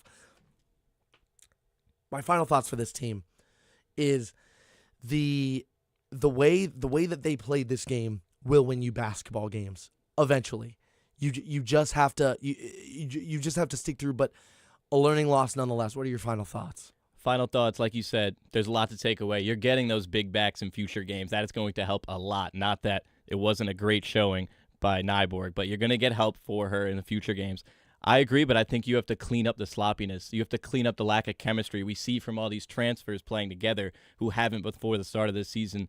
Exactly on that play where Taya Davis goes back and forth and the inbounder doesn't know, that's the lack of chemistry. So I think there is a lot of good to take away from this, but I would say clean it up is my biggest take for the Rams. And I think I couldn't agree more. Back cut drills at practice will be my final words. And I think that is going to do it for us tonight in the Rose Hill studio. Shout out Will Talent behind the boards. He's always a fantastic producer. Grace McCarron, engineer, highlights, making some great graphics for us. Bobby Chaffardini's WFUV Sports director. For Evan Harkin and Chaz McAdams, this has been WFUV Sports Postgame Report.